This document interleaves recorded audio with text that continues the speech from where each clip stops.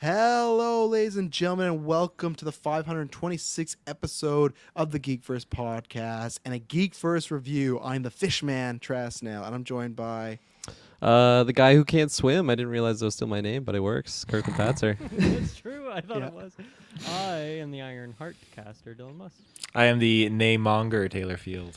Name-monger. What a name. But yes, if you haven't guessed it, we are here for our we didn't make the movie, but for the Black Panther Wakanda Forever, the very anticipated sequel, the sequel that's gone through a lot of strife, lots of waiting. At one point, we thought we might not even get it this year. It is here. We have seen it. Taylor, where can they find us? Ladies and gentlemen, you can find us via Internet Connection in the search bar. GeekVerse.ca is our home base. GeekVerse on our Twitter. GeekVerse on our Facebook. Like he just said, everything you need to know is down below. The links, the audio, our podcast network, all our podcast separate feeds to find the news, the Side Quest Gaming Show, reviews, retrospectives. We'll be having some fun ones next few months now. Video game one, Christmas one, stuff like that. Head over to Patreon where you could be joining and picking what we're going to be reviewing the next few months. What Christmas movie do you want us to do? Let us know in the comments. You get to pick the material, pick what we talk about. Everything you put towards the podcast comes back to us so we can create more shows and more content for every one of you, so we thank you very much.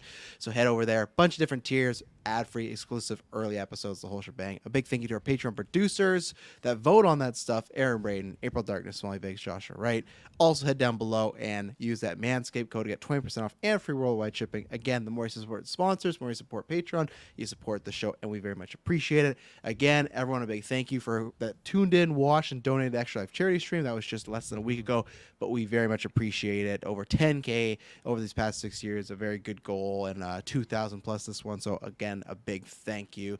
But let's just get right into it because we got a long ways to go. So he's been waiting since 3:30. He's seen it first, so I'm going to let him talk first. Still must. What did you think of Wakanda Forever? Like Black Panther, Wakanda Forever, but you know what I mean. I know what you mean. Yeah. So my biggest concern going into this movie, I've mentioned this on our cast before, is that I thought there's a good chance it was going to be pretty messy. You know, there's a lot to tackle here. We have Namor as a villain, and like I guess the Talocan. Like that's a big villain in terms of the scale of it. We have to, of course, cover what they're going to do with Chadwick and T'Challa, how they're going to deal with that. The mantle of Black Panther. The trailer's showing all sorts of crazy stuff, rumors of other characters. So I thought, man, I know this is a very long movie. We saw that too at some point when the runtime came out. But I was like, man, there is a good chance it's going to be a messy movie.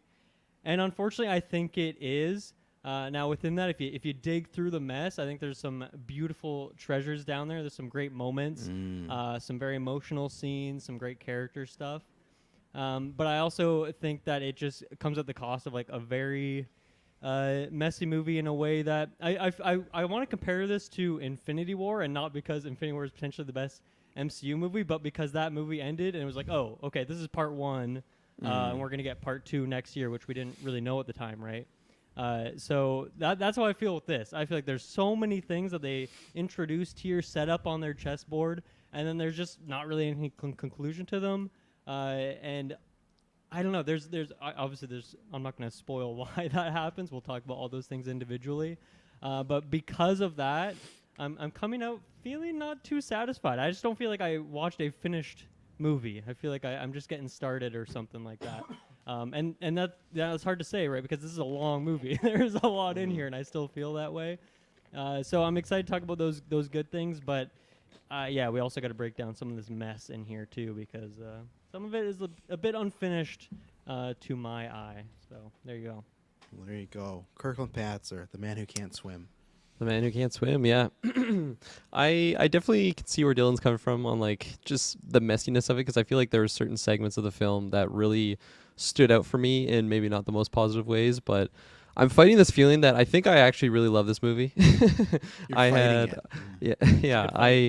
don't know, just because like those scenes really hit me, but then later on in the film, I would just be totally blown away with what was going on, and I just like kind of forgot about it. So I had to like remind myself. It's like, no, those moments still happen in the film, so adjust accordingly. But still, the score was phenomenal. I saw Ludwig was on there. I don't even know that's how you say his name. He did the first. He won an Oscar for the first. Oh my gosh, I love the music throughout this movie. I feel like it's just a repeat of what the first one was. So huge credit to them for just keeping that caliber of quality. It was it was so enjoyable for that reason. But there was a lot of action in this, and I feel like some of it fell short for me. But some other scenes that I'm excited to break down specifically just totally had me on like the edge of the seat. It was a fun time, and I had a fun time with this movie. It was definitely a long one. I felt that in the old butt muscles afterwards when I was walking out. But overall, I had a really fun time with this, and I think they did such a good job at tackling the Chadwick T'Challa stuff. We'll talk about it specifically, but still, I really enjoyed this movie. But I feel like maybe more viewings of it, I'll really like have a solid idea of my overall thoughts of the movie. But as of right now, I'm definitely more on the positive scale. Tayfield. I would definitely put myself in the positive scale with you, Kirklin, on this. There's a lot going Good to on have that. you. Oh yeah, it feels good. There's a lot going on in this movie that I really, really enjoyed. I will say though, whoever this poor soul is, I hope you found a bathroom, because I can't confirm if you shit your pants or not, but goddamn, it was brutal. I don't remember the kid that from scene. the Lego movie. Yeah. No. I'm just putting it out there. Like, Some Madison was context. looking at me, I was looking at her, and I was like, it's not either of us. There's someone in this theater that is doomed. They're doomed souls. So yeah, it was rough. It's over Long for you. runtime, eh? Yeah. But They're doomed souls. yeah, once we got past that, though, no, the movie was great. I absolutely loved it. Wait, got That past was that. actually Hang an on. immersive theater experience that was intentionally. Oh, it was part of immersive. Oh yeah. 4D movie. Like, was it just Implement happening at the smells. beginning and then that stopped? No, concurrently, it happened at least twice, prominently, or extended periods of time. So You just said once we got past it, so that made it sound like it eventually stopped. That sounded like it didn't stop. no, once the Was third it act. evenly spaced, or was it like a burst fire? No, yeah, burst fire.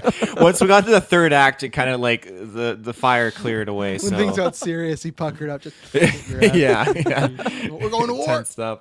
But no, I think the movie was great. I definitely can agree, Kirkland. It felt long at a certain point in time, but it kind of also felt to me like it was similar to the first movie in the way they took the direction, but just I don't want to say like reskinned in a different like a different aesthetic, I guess you could say. And there's several parallels that I'll point out when we get to spoilers that I just feel is like, oh, this is kind of interesting. I feel like they did this in the first movie, but I digress. Okay. I think the first Roger. act has some of that. But yeah, Roger. Interesting spot to end off there, but I'll try to take the baton and stumble my way to the finish line. Yeah, it's definitely what I'm gonna need more viewings with for like my MCU ranking, which I don't think I'll get to do before my MCU ranking. Maybe I'd say one more, but it is a long movie, and you feel the length. I think good and bad. I think this is one of those movies where everyone knows me. If I love the movie, I want it to be as long as possible. And I do quite enjoy the film, but I think there's definitely some things you could cut from this that don't have to be. I also just think the editing is just not as crisp as the first. It felt like there's just certain scenes where they really thought the general audience was not going to get what's going on, so they'd really overly explain or show a scene of like, this is minor spoilers, you know he's in it, but like Everest Ross just having like 3 lines of dialogue. Like, this what didn't need to be here. And it's little stuff where I'm not even saying a bunch, I'm saying like a 5-10 minutes and stuff like that. But the best way to describe this movie is, and this is like a trope I love, and I feel like when Endgame first came out, a lot of people did not like the first act when it was just very slow and the characters sitting down and being depressed. That's what this whole movie is. This is the first act of Endgame, where it's the whole way through. It's never like, oh, we get through and this is like the fun adventure. I don't think you ever get to the fun adventure in this movie, where the first Black Panther had, and then eventually gets to a serious point. But once this movie starts, it's serious. And I think this is definitely the darkest film in the MCU, as far as not just like what it's tackling with Chadwick, but just, man, Ryan Coogler and team, like, they made stakes in this movie. There's things that they did, again, just like the first Black Panther, that I couldn't believe they were doing. Things that I thought, oh, no, they won't go this route. They'll kind of, like, colorize it a bit. They'll kind of, like, make it a bit more rainbowy and, like, oh, look at this. It's all nice in MCU. No, it's not like that. I think if you're somebody that kind of the MCU humor grades on you, this doesn't have that. There's humor in here, but it's very minimized. I think there's even less humor than the first Black Panther because there's a lot of downtrodden stuff like that. Oh, yeah. I think fucking Namor is super scary. I was not expecting. I like Namor enough in the comics. He's never been my guy. I've always been an Aquaman guy, and I was very curious what they're gonna do. And again, they did some bold things, and I just think as far as like a film wise, Ryan Coogler just makes these better than a lot more of the other MCU films that are out there. I don't think it's perfect. I don't think it reaches the first one, which I think is still the best MCU film. So, and that's a bold statement. There's a lot he had to do and the team had to do. And I think they did it pretty well for the most part. And I did it just kept going and going. And to me, that third act, when we were getting into it, I was sitting in my chair. I was ready for it. And I thought performances across the board between, I can't pronounce that guy's name yet, so I don't want to butcher the guy. That guy doesn't anymore. Letitia Shuri, and everyone says, but Angela Bassett as Radonna is just like, oh my goodness, like that is like come Golden Geeks time. She's in a bullet, whatever category she's in. Like I'm making sure she's in there because man, she just brought so much gravitas to this, and yeah, I thought action was good for the most part. But again, this is one I'm very interested to see how it does even box office wise because Black Panther got really serious, but I think there was a lot of fun aspects of like, oh, the claw chase, and it felt very James Bondy at times. This does not. I don't think this is a movie that tons of people are going to go to see again because it is long and it is also just like it's just like a sad, dread-filled movie. You know, like it's not like a happy. It's one of those movies that I feel like in the MCU where you don't have that. Where I need to be in the right mood to watch this movie. I feel like that's what this movie is. Endgame has that, but then it's like time travel and they're doing multiverse stuff, and then right away you get into we're having fun. You never get that with this. So yeah, I'm definitely on the positive side. I think it ranks pretty high in the MCU, but I don't think it's without flaws. I think it's just the good stuff outweighs the bad for me, and the good stuff is really good. And yeah, some really fun set pieces in here. So anything non-spoilers before we jump over and cross the line? Jumping with both feet in the deep end. Dive in. All right, we'll dive in. So we're going to dive in right now. Get into spoilers. If you've not seen the movie, go watch it, come back. We will be here. I'll be sitting here in your podcatcher, whatever you listen to, and we'll be right back. And we're back. So I feel like we got to start with, we talked about those predictions, and I feel like this is the big question or anything like that. And I'll start with you, Dilmas. Again, what did you feel? Because you and I were on the same wavelength when we did predictions. How did you feel about the opening and the initial kind of writing off of the T'Challa, Chadwick Boseman character as far as, okay, this is the path we're on to the rest of the story, and this is how we lose this character, which was an illness like you and I talked about. Yeah, no, it definitely followed into that line that we thought it would, and I mean, I think that at the beginning of the movie, they absolutely nailed it. And, I mean, that scene, particularly when, what is her name? Ramonda comes out and shares the news to Shuri. Like, I was crying immediately. We're like 5 minutes into the movie, and I already got tears in my eye. So it hit me. It was very powerful in that moment. I think there's some things I think with, like, later on in the movie that I don't know how I feel about yet. I don't know if we want to talk about the son, get into that kind of thing. But I'm more on the fence about that kind of stuff. But I think in terms of like the opening sequence of the movie, that scene with just those two characters, very well done. And then even the funeral itself, we saw kind of a lot of that in the trailers, kind of knew what to expect. But I really just paying attention on each of the characters' faces and how they're reacting to this. I even feel like I get this vibe from Shuri that she's like she doesn't even like want to be part of this ceremony. Like even that is causing her a lot of grief. Just like everyone's dancing and it almost feels like a celebration, and that almost is rubbing her the wrong way. Now, none of that is anything she vocalizes at any point. I'm just kind of reading into it, but I thought there was a lot of nuance there to her performance in particular. So yeah, in terms of the opening stuff and actually how they handled it, I think it's not only like the best that they could do given the circumstances thrown at them, which is very difficult circumstances, but it also kind of excelled that and did really well. Yeah, no, because I was the same thing in the illness. I thought it was a good opening scene. I just fucking chuckled when we got the black screen. I'm like, oh, here comes the time jump. Because man, what like it's just it's not just an MCU trope, but just such a movie trope. A really heartbreaking thing happens, and we jump 1 year, and like I don't know if the jump was really even necessary when we talk about the movie. Like I think so. I think in the fact that like Ramonda died, like I just like the spacing more than like she died a month after T'Challa or something like that. I don't know. guess It so, just- but they're still losing her. Like I just felt like for the story to jump a year ahead, nothing had changed. I guess other than just to set up some more like, it's coming on a year of his passing. So I guess it was for them to talk about it. But I feel like they Also- could have still talked about it if it is like a month fresh, you know. And It also gives you like a spaced out timeline though of maybe since like the Americans are becoming more aware of like where you can mine vibranium and then maybe interacting with Namor's people, and then that's been going on for a few months now. Maybe I don't know. For the 1 year jump, I think it worked. I liked it a lot more than a possible 5 year or something like that. You know, so The time jumps are weird right now, right? Because we're still, when it comes to Wakanda, we don't know, other than Okoye, we don't really know who was. Well, now we know, but we don't know who was gone and who wasn't during the snap and stuff like that. So there's Yeah. like that period of time where it's like all that stuff could have been going on, and it's all believable that it happened to that extent. So the 1 year, it doesn't feel like crucial, but I guess it didn't bother me. But as you mentioned, Travis, it is kind of a trope at this point. So well, and even then, it's felt tough almost with the way expected.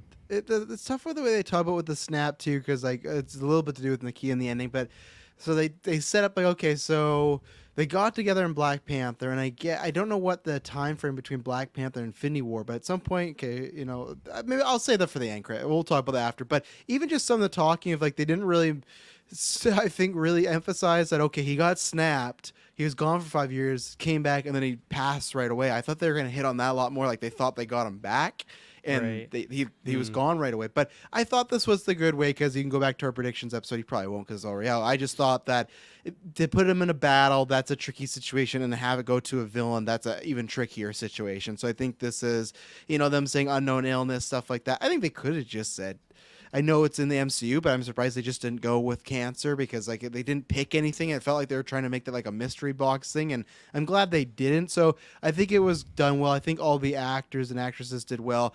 I think that also makes the beginning of the movie like a little awkward because then anytime in a movie where a character passes away, you usually have a moment, a scene, stuff like that. It's just we just open up and we're kind of thrust into the situation. So, but I that stuff that it doesn't bother me because I know okay that's all you can do, and you don't want to. I think to me in the situation do a CGI version of Chadwick, you know, like Yeah. out of respect, and we've just seen how badly that can look sometimes. So I think this was done the right way to start the plot at least. So Well, if you think about it in the grand scheme of the MCU things, kind of shakes up the formula of almost every MCU project has a big fight action scene in the first Yeah. 10 minutes, and we get to avoid that, and it's a very dour kind of different take on it, but I think that's also a good thing too. 100%. Like that's why I compare it to Endgame because other than Endgame, when it opens up with Tony Nebula on the ship, like not many movies open with just like the heroes down and out. You know, it's always something very flashy, very like welcome to the MCU, you're back and stuff like that. And even like, and I definitely got choked up a few times, but I think when it finally like when I really got it was when they did the Marvel Studios credits, and that when it was just Chadwick of all the images. And I was like, oh No man, 'cause- sound. yeah, no sound, and they did that a lot in this movie. But Taylor, That's what they do. It's their trick. It's to get you in the emotions, get you like right in the gut punch. Every time they just like cut the music, the emotion, you just like feel it in the room. Oh, yeah, I like when swear. Okoye Every was Kirk's time not it gets falling me. for it. No, it gets me. I know it. I'm like, I know what they're doing, but then it's still just, You just oh, it hear gets the me. like when it soft sound of crunching when it- popcorn. You get everybody in the room. moviegoers. yeah, farting and stuff like that. I was gonna ask Taylor, do you think Colin Big Yosh was in your theater? Because he said I was about to cry during the opening scene, but then someone in the theater He was. farted We super locked loud. eyes. Great audience. What's with all these people going to Wakanda Forever who are just farting? What's Just going gassed on? up. I mean, Like, I show may have some done the same decency. thing, but I'm not gonna like make it loud. I'm gonna hide it, right? Got a silencer on there. Every time you It's eat a long popcorn. movie. What are you gonna do? Hold that in for 2.5, Yeah. 3 hours? Yeah, right. I'm sorry, Colin. it. Power That does sound yourself like a with bad thing, but yeah. But yeah. What about you two? Yeah, because coming into the movie, I was obviously really curious on what they were gonna do and what they were gonna show of him. Like Travis mentioned, like fuck, I was hoping on a CGI Chadwick or something like that. I'm really, really happy with the way that they did it.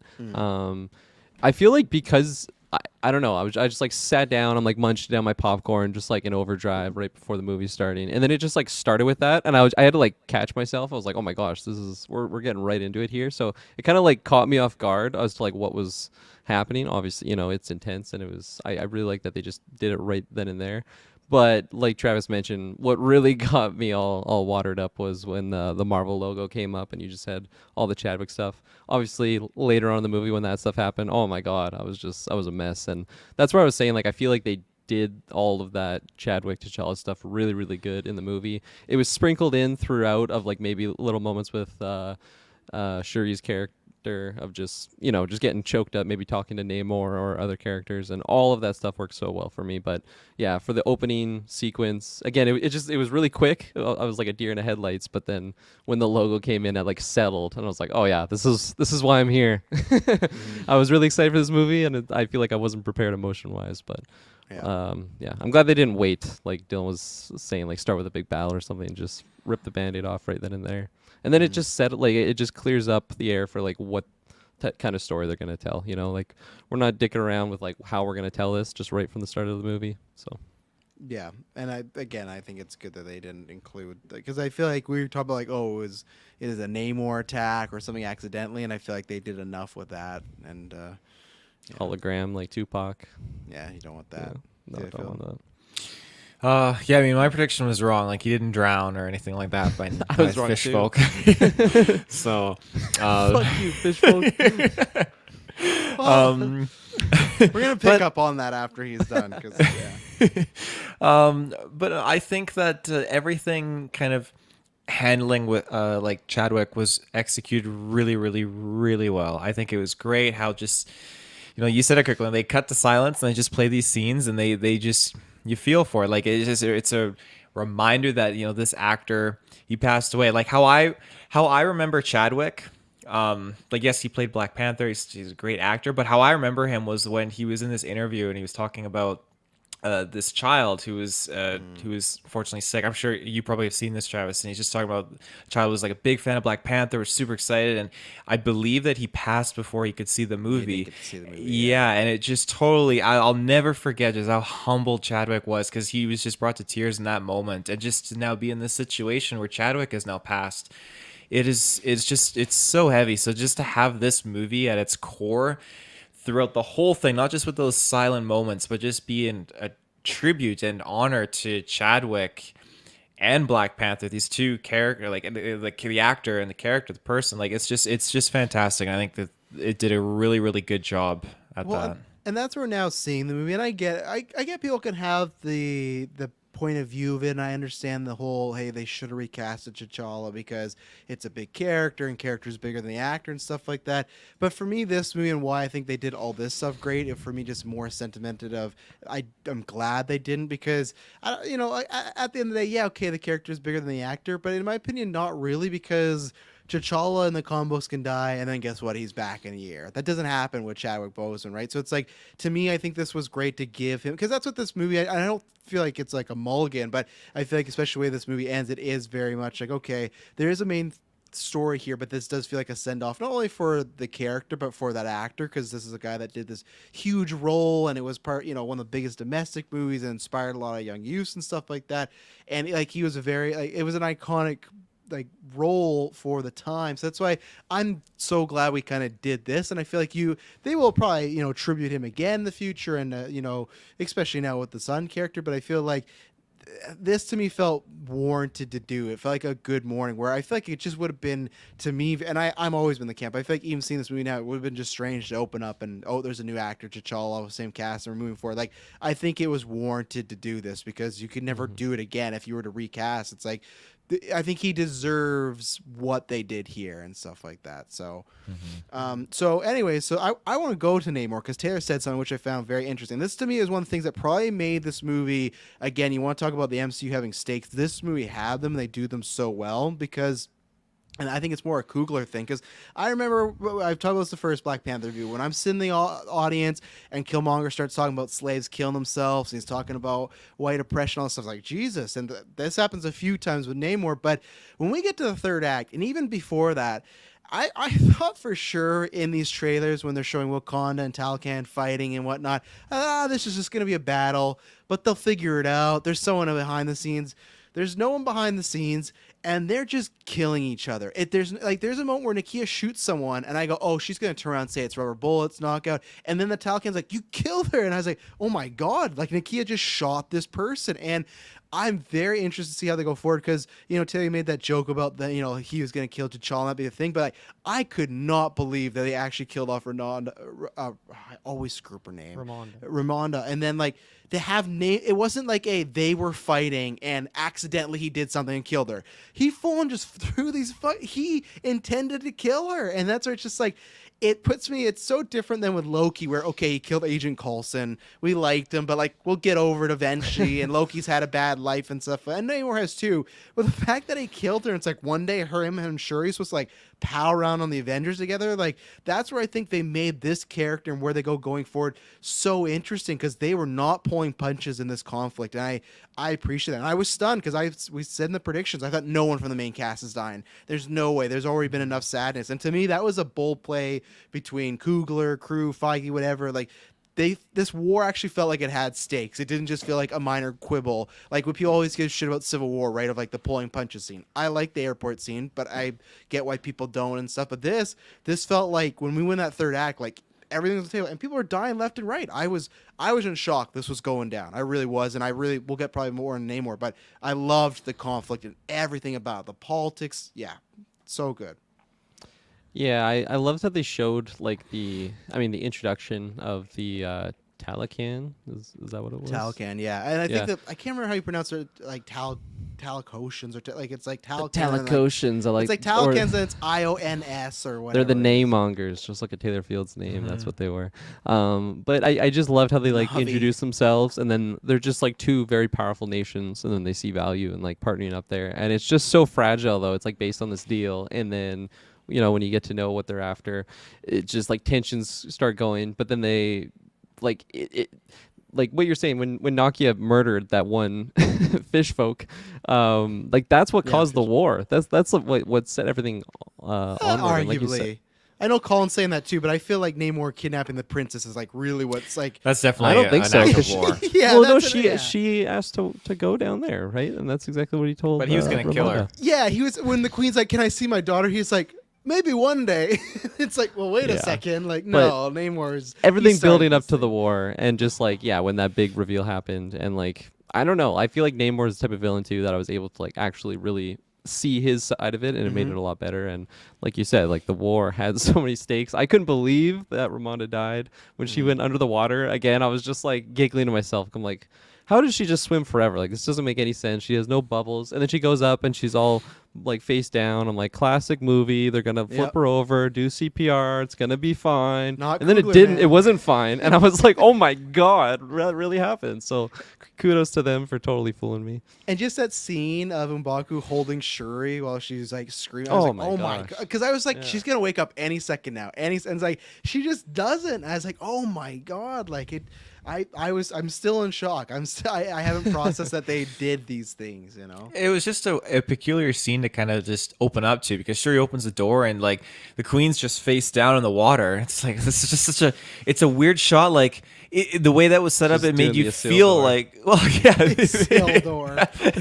fuck. It makes you feel like she's going to flip around or they'll save her, but no. I think for me it actually. It wasn't an emotional death. I loved that character, and I think it has the best performance in this movie, as to Travis's point earlier. But I just don't know if there was enough room in this for that to have the emotional stakes that it should have. For me, I also have some other issues with Namor, and maybe that's why I feel this way as well. But I think to Taylor's point, the way that scene was shot was very strange to me. And I guess I just kept thinking she was gonna wake up, and the way she was down, it all looked weird. I don't know. I maybe that was part of it as well. But I don't know. For me, Kirklin, you're saying that you were really able to be invested in Namor and understand his point of view. I can understand that to an extent where I feel like everything with his war against Wakanda is making sense. But to me, to have that's this thing that's bubbling underneath, which is that his plan is to kill and destroy everyone on the surface. A little extreme. It's way too extreme for me, and he does give his reasons for that, but I don't think like that is at all justified for what he's doing. So I just found him way too unbelievable in that way. And then, one other point I'll throw against him is that I just feel like they did a good job of setting him up in the beginning, like maybe the first half of the movie. But then, if you look at it when it's all said and done, like his longest individual, conversation section is just like that exposition dump where he's like, look at all these drawings on the wall and he's explaining his backstory and all that's well and good. But that's like his only substantial really dialogue sequence. Other than that, it's just like little things here or there. So yeah, Namor didn't work as well for me. But one thing that I found super interesting is that they didn't kill him off, because that's something that we talk about over and over again in the MCU is like, oh, don't kill these villains. You can do so much more with them. But I think it also shows here that there is a reason that they often kill off a villain, because it is a good conclusive thing to a movie, or it adds closure, or it doesn't leave like these loose threads. And I'm not really feeling satisfied with the end of that character because it's not the end. So I don't know. He has these scenes at the end. He's talking to that other character that I can't remember the name of, but yeah, for me, I think Namor is like big part of that mess that I mentioned. So I don't know. I'm curious if you guys have any thoughts based on my criticisms there. If you agree with any of it, or if you have good counter arguments, I'd love to hear them. I'll just quickly throw in, I feel like I was really able to be sold on the tie to him and his people, and like I just really was able to buy that like this is their guy, this is their like one prophet or whatever, like written that way. And then when he found that one lady who sure he like wanted to save, could have saved, and then he finds her and he's just like totally broken on it, and she's just, oh my gosh, it was so like heartbreaking. It's just like, can you save me? And then he's just like totally torn, and I think like the actor was able to just exude that really well. So I thought he was like completely justified in that sense. And I don't know, it didn't seem like he was very, very bad until, like you said, Dylan, he went a little too extreme. I'm gonna murder everyone. But everything around that, like he just wants to keep people away from his nice little paradise that he has, and he doesn't want them to get close to vibranium. So all that stuff worked really, really well for me. But you bring up some good points. I think it's true. Oh, go ahead, Taylor. I was just gonna say, hence my nickname, Namemonger. I was gonna go there next. Yeah, he feels to me, well, he is unique and scary in his own right. He's still very similar to Killmonger. I feel like he was saying the same lines Killmonger was, like, and again, same justification, same causality. Like he's Mr. King. So I feel like that's kind of the biggest negative I have with the character, just being I'm not going to say carbon copy because he's not, but a very close copy to Killmonger and Killmonger's aspirations in that first film. I was gonna say that too, because like it's tough, because if you take Killmonger out of this, I think this is like, and I even think I would put him in the top 10. I don't know about top 5, but I think he's a Namor to me is a top 10, because I think it's also the performance. It's not just because he's Spanish. He reminded me a lot of the way Javier Bardem played Silva in Skyfall, where he's very charismatic and very friendly, but then all of a sudden he's fucking scary. Like when he was talking to Angela Bassett of like, you say anything, I'm gonna kill your daughter, I'm gonna kill you, I'm gonna kill. Like I was like, and just down there he was like charming the pants off Shuri. He was like, oh, we could work together. Like I thought the actor he was fantastic. And like I said, to me it was just if like the introduction of his people, it felt like a horror movie to me. I know we had Multiverse of Madness, but this is the scariest thing in the MCU, when they're like, they're just singing, people are walking, they're slowly taking up. Yeah, they're popping up. They're just showing the ship of them like slowly like crawling. I'm like, holy fuck. Like anytime they came up, there was a presence. And to me, like I said, when Namor was in the air, he scared me so much. Like to me, he was scarier than Thanos with the gauntlet. The way he would move, and he's just taking out ships like that. He just takes out, moves on. Like I love the movements they gave him, and obviously we get to his weakness later, but just everything. So I thought he was like imposing, and I was like, man, I cannot wait to see this guy in Secret Wars when he's like on our team. And that's why I knew at one point when he got engulfed in fire, I was like, oh my god, we're gonna kill him, because like I said, this dude, like he ends up dating Sue Storm. He's on the Avengers. Like I knew he wasn't going anywhere, but I thought for a second he would, because the second he killed Bassett, I was like, well, you can't. I still don't know how they're going to come back from that. I know we'll get to Shuri, and that's kind of the point of the story, but that's like a big leap. But like Taylor was saying, I feel like this is Killmonger if he like had like a change of heart at the end of Black Panther, right? Like I feel like it's kind of the double-edged sword of that. They're kind of doing two versions of like a Vader and Kylo Ren, like two versions, you know, same coin but different sides. And that's where I was a little bit weak on it a bit, where I'm like, okay, I like this motivation, but it is just Killmonger. Okay, people have taken his land, and I do buy that. Where I love the exposition where he comes up to bury his mom, and that whole land has been taken over by and they're just like, they have all these slaves and all, and I was like, again, just seeing that in a Marvel movie. They talked about that with Killmonger at the last movie, but again, they showed my, geez Louise. And then I completely bought the motivations of actually taking out the world, because the same way I did with Killmonger, of he's been around, he's seen how black people have been treated, it's time to go the other way. And now with Namor, he's seen what happens when people come to a land and want its resources, and he already has justification of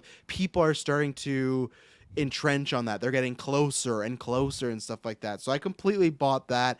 And I, like I said, I was scared by him when he invade Wakanda. I love those fucking water grenade bombs, like cool weaponry. Like I loved pretty much everything they did with Namor, even though I would say, it is like Killmonger adjacent. The water bombs, they're very, very cool when we first got to see them introduced, but man, I feel like they were just so convenient. They were like, whenever they needed one, they'd leave the scene, exit stage left, and then come back and they'd have one in their hand. And then they brought it back with the fucking whales too. You ever been a water balloon fight? You got to go reload at the hose. That's what Yeah, they're doing. That's where they're going. I'll be right back. Hosing up. They got the fast attachment though. Fill up 10 at once. Oh Yeah, no, 100%. I loved his look for sure, and also what you're mentioning too, of the heads popping out of the water, and then just the people just walking off the edge. I was like, this is a Jordan Peele movie right now. The music too, like it had that Peele-esque energy. So I really enjoyed that. Also, just the music in general. I was getting a lot of Jordan Peele vibes. Obviously, a lot of actors here who have been in Jordan Peele stuff, so I was getting those vibes. But in like that first quarter of the movie. Also, I think one thing for me too, like Talocan as a place, I like we don't see much of the cities, but I did like what we did see. I thought it looked interesting. Maybe my other thing would be that I didn't really feel like any of the other characters in that whole city, civilization, whatever you want to call it, really had any sort of meat on the bone, as we like to say. So that was a bit disappointing. Where there's a couple characters they tried, like the left and right hand man and woman there, they tried to like set them up as I don't even know what exactly, but I don't think it really had any impact, unfortunately. So it made it feel like, okay, this is supposed to be a huge place that has more people than all of Wakanda, as he's saying. But we don't really get that here. And I'm really curious what we're going to see from that in the future, because these characters will absolutely be back. There's no way they can't because of how fucking OP they are. So I'm curious what other kind of characters we're actually going to get out of that other than Namor, because that's always just the one I've heard about, right, as the kind of one of the famous Marvel character. I'm sure there's other Talacanians, or I guess Atlanteans, as they were in the comics, but I'm curious to see what we get from them in the future as well. Yeah, I just actually really like the introduction scene of how they got Shuri down there with like the tidal wave and everything. And I like the slow reveal where it's just like darkness, you see some lights, you get in there, and then you see like the city made of vibranium. And what I liked is, you look at, because obviously that's going to be the comparison, right? You look at Aquaman and their Atlantis, it's very bright and bold. It's very, and I like this, like Star Wars prequel, you know, it's like boom, boom, boom.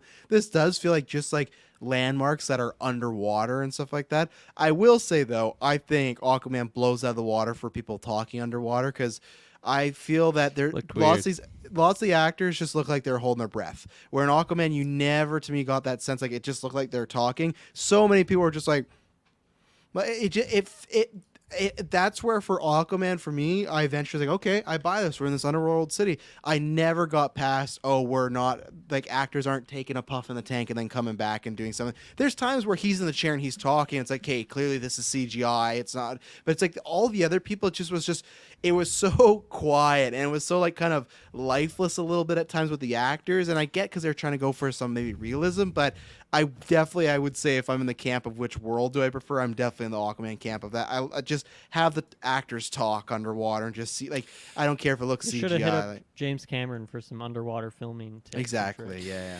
This is something, Kirklin, we talked about this on a newscast.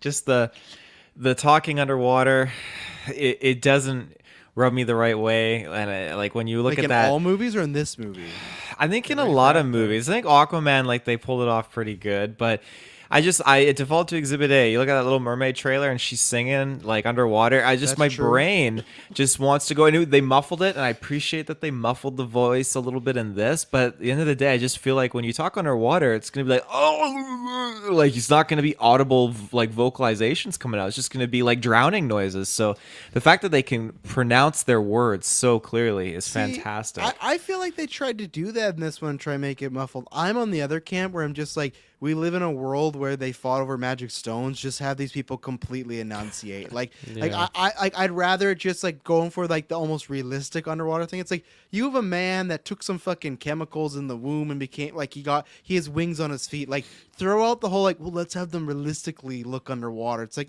no, I don't like. I think I like the world looking realistic underwater, but like I said, there's just too many actors look like they're holding their breath. If you Yeah. go back and watch Zack Snyder's BVS, there's always that first one where Momoa was with the camera, and I always hate where he was doing the whole like his cheeks and he's trying to look like, it's like, dude, you're just like in a tank somewhere, like holding your breath, and that's what I disliked about this, where it did take me out of it at times. Oh, definitely. This is what I was gonna say. Like certain segments of the film, just I feel like it didn't look as polished as other portions of it, CGI wise. And I mean, this was just like a decision that they made to like do this type of style for filming of it, of just having like the actual actors just like sitting there. And like Travis said, for me it just didn't work. And I feel like I don't know, like I maybe would have seen CGI and been like, this looks weird, maybe it's better to do it this way. Now that I've seen both, I know what I prefer. And yeah, it definitely it took me out at moments. Like you said, when he's actually like on the throne and has that like power voice, that was so much better. And He was the only I mean, one that got again, it, I think, because there's another time where he was talking with Shuri when she saw like the city with the sun, and he was Right. looking. He was just talking like a regular, like you can clearly he's in a green screen room, but Yeah. everybody else has to do this fucking. There's a couple times where they had Namora and I can't remember the other guy's Tura or something like that. Like they did talk, but they're very just like. I can't like it's just one Yeah. line of like okay cool. So yeah, like unfortunately, like anytime that they're getting in the water and I realized they're gonna be talking or something, I got a little bit okay, more of this. But I don't know. There was some other good underwater stuff for sure. Like especially the opening with that research crew or whatever when they first went out. Again, that was like a very horror movie like scene, and it was suspenseful. And again, to have that like so early on, it was a pleasure. And I'm glad too, because you're talking about that scene, and obviously this is maybe spoiling the end credits, but not really, because we had those rumors and whatnot, and I don't know how much to believe them. We'll talk about some of the negatives I have with the MCU stuff in here, but after seeing this movie, I'm very happy there was actually nothing Doom related, because like I feel like that would have been really already, because everyone kind of had that theory that, and they could still be like these people that were getting the vibranium, and eventually Everett Ross does say, oh, those were our people, but that could have easily been reworked and stuff. I'm glad that didn't happen. Again, I was surprised neither one of them just killed them all. Like when he whips that helicopter, I was surprised, but And he's stuck in the other helicopter, and he just yeah. can't leave for whatever reason. Yeah. That's strange. But I was glad that was the thing. And again, for the conflict, I was glad that there was no like third party, like, oh, secretly they planted some evidence where, Nakia didn't kill this person. And it's like, no, they went to war based on each other's actions. And I really like that, because I think if the third person's there, it sometimes kind of cheapens it. I think Civil War needed that because you're dealing with Avengers versus Avengers. But when you're dealing with a country and country, I like that it was kind of a foregone conclusion, because he wanted to run, like, be very brutal, and she didn't, even though at the end she's going to maybe try to kill him. But let's take another ad break, and maybe we'll jump into Shuri, because we haven't talked about her yet, so we'll be right back.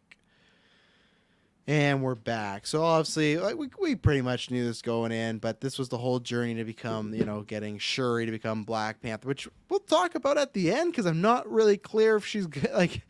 There's some things that make it seem like she might not be Black Panther, but at least with this movie, I've loved her in all the other ones. I loved her in Black Panther. I think she did a great job being the lead here, and I really like the journey, because, like Taylor was saying, it does, I think, that beginning echo, like, it starts off with the king has died. They're going back to the Wakanda. They even do the whole scene with Okoye and her mom, like, oh, we're home. Like the beginning's very much, Black Panther when they go to another country, America, get a guy.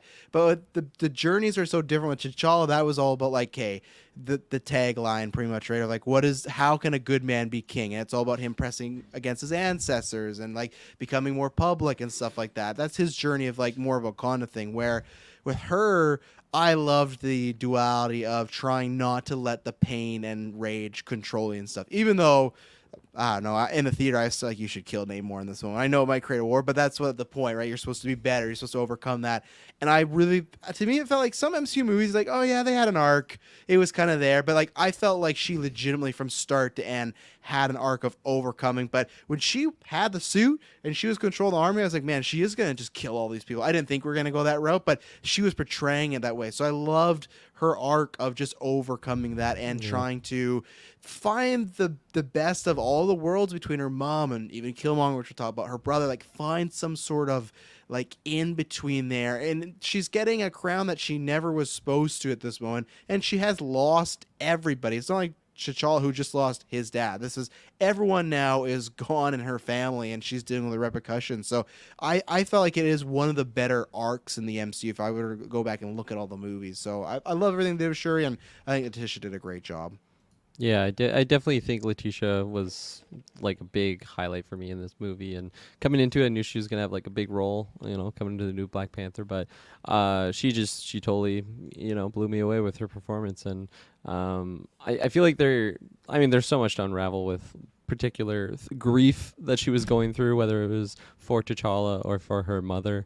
I absolutely love though when she had that one dialogue with Namor, and it was basically like it was with M'Baku, and it was basically like the goals and like expectations that her like mother had for her, and he's like trying to like keep her on this path, not to like have your vengeance just take over, but just like how all of that died with her, like she's lost everyone, and just all the heavy grief that she's had to like go through on this journey. And I don't know, I was satisfied with the way that it went, and the end of the movie. It was just I feel like there's so many moments when she was really angry, and then later on you got to see her like take a moment to just actually breathe and like just miss them more and properly. And she totally killed it. So Yeah, that M'Baku, I love when he's like, oh, your mom wouldn't want this. And she's like, well, my mom's dead. And she didn't say it doesn't matter, but she pretty much just insinuated, like, I don't give a fuck what she wanted. Like, she's dead and I'm going to kill. Like, she just had, that was her whole mission. She's just going to kill Namor. And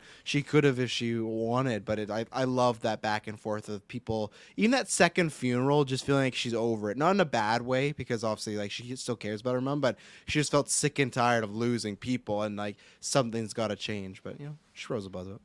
The score kicking in when she after she takes the mystic that juice. Theme, yeah, because the we Panther haven't theme heard she it has all movie. When that kicks in, that was good.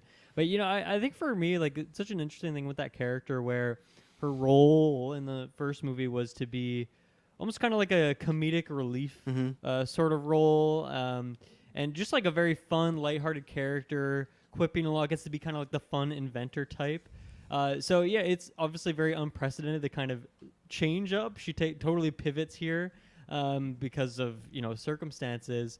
But I think that makes it like such an interesting arc too, where it's just like absolutely not what you could have predicted this character was going to be going on, the kind of journey she has to go on from that first movie. So I thought from that perspective, yeah, that like to pivot from her being cast to do that role to the role that she has to do now is a very impressive thing that is maybe maybe not super noticeable, but I feel like I got a lot out of it.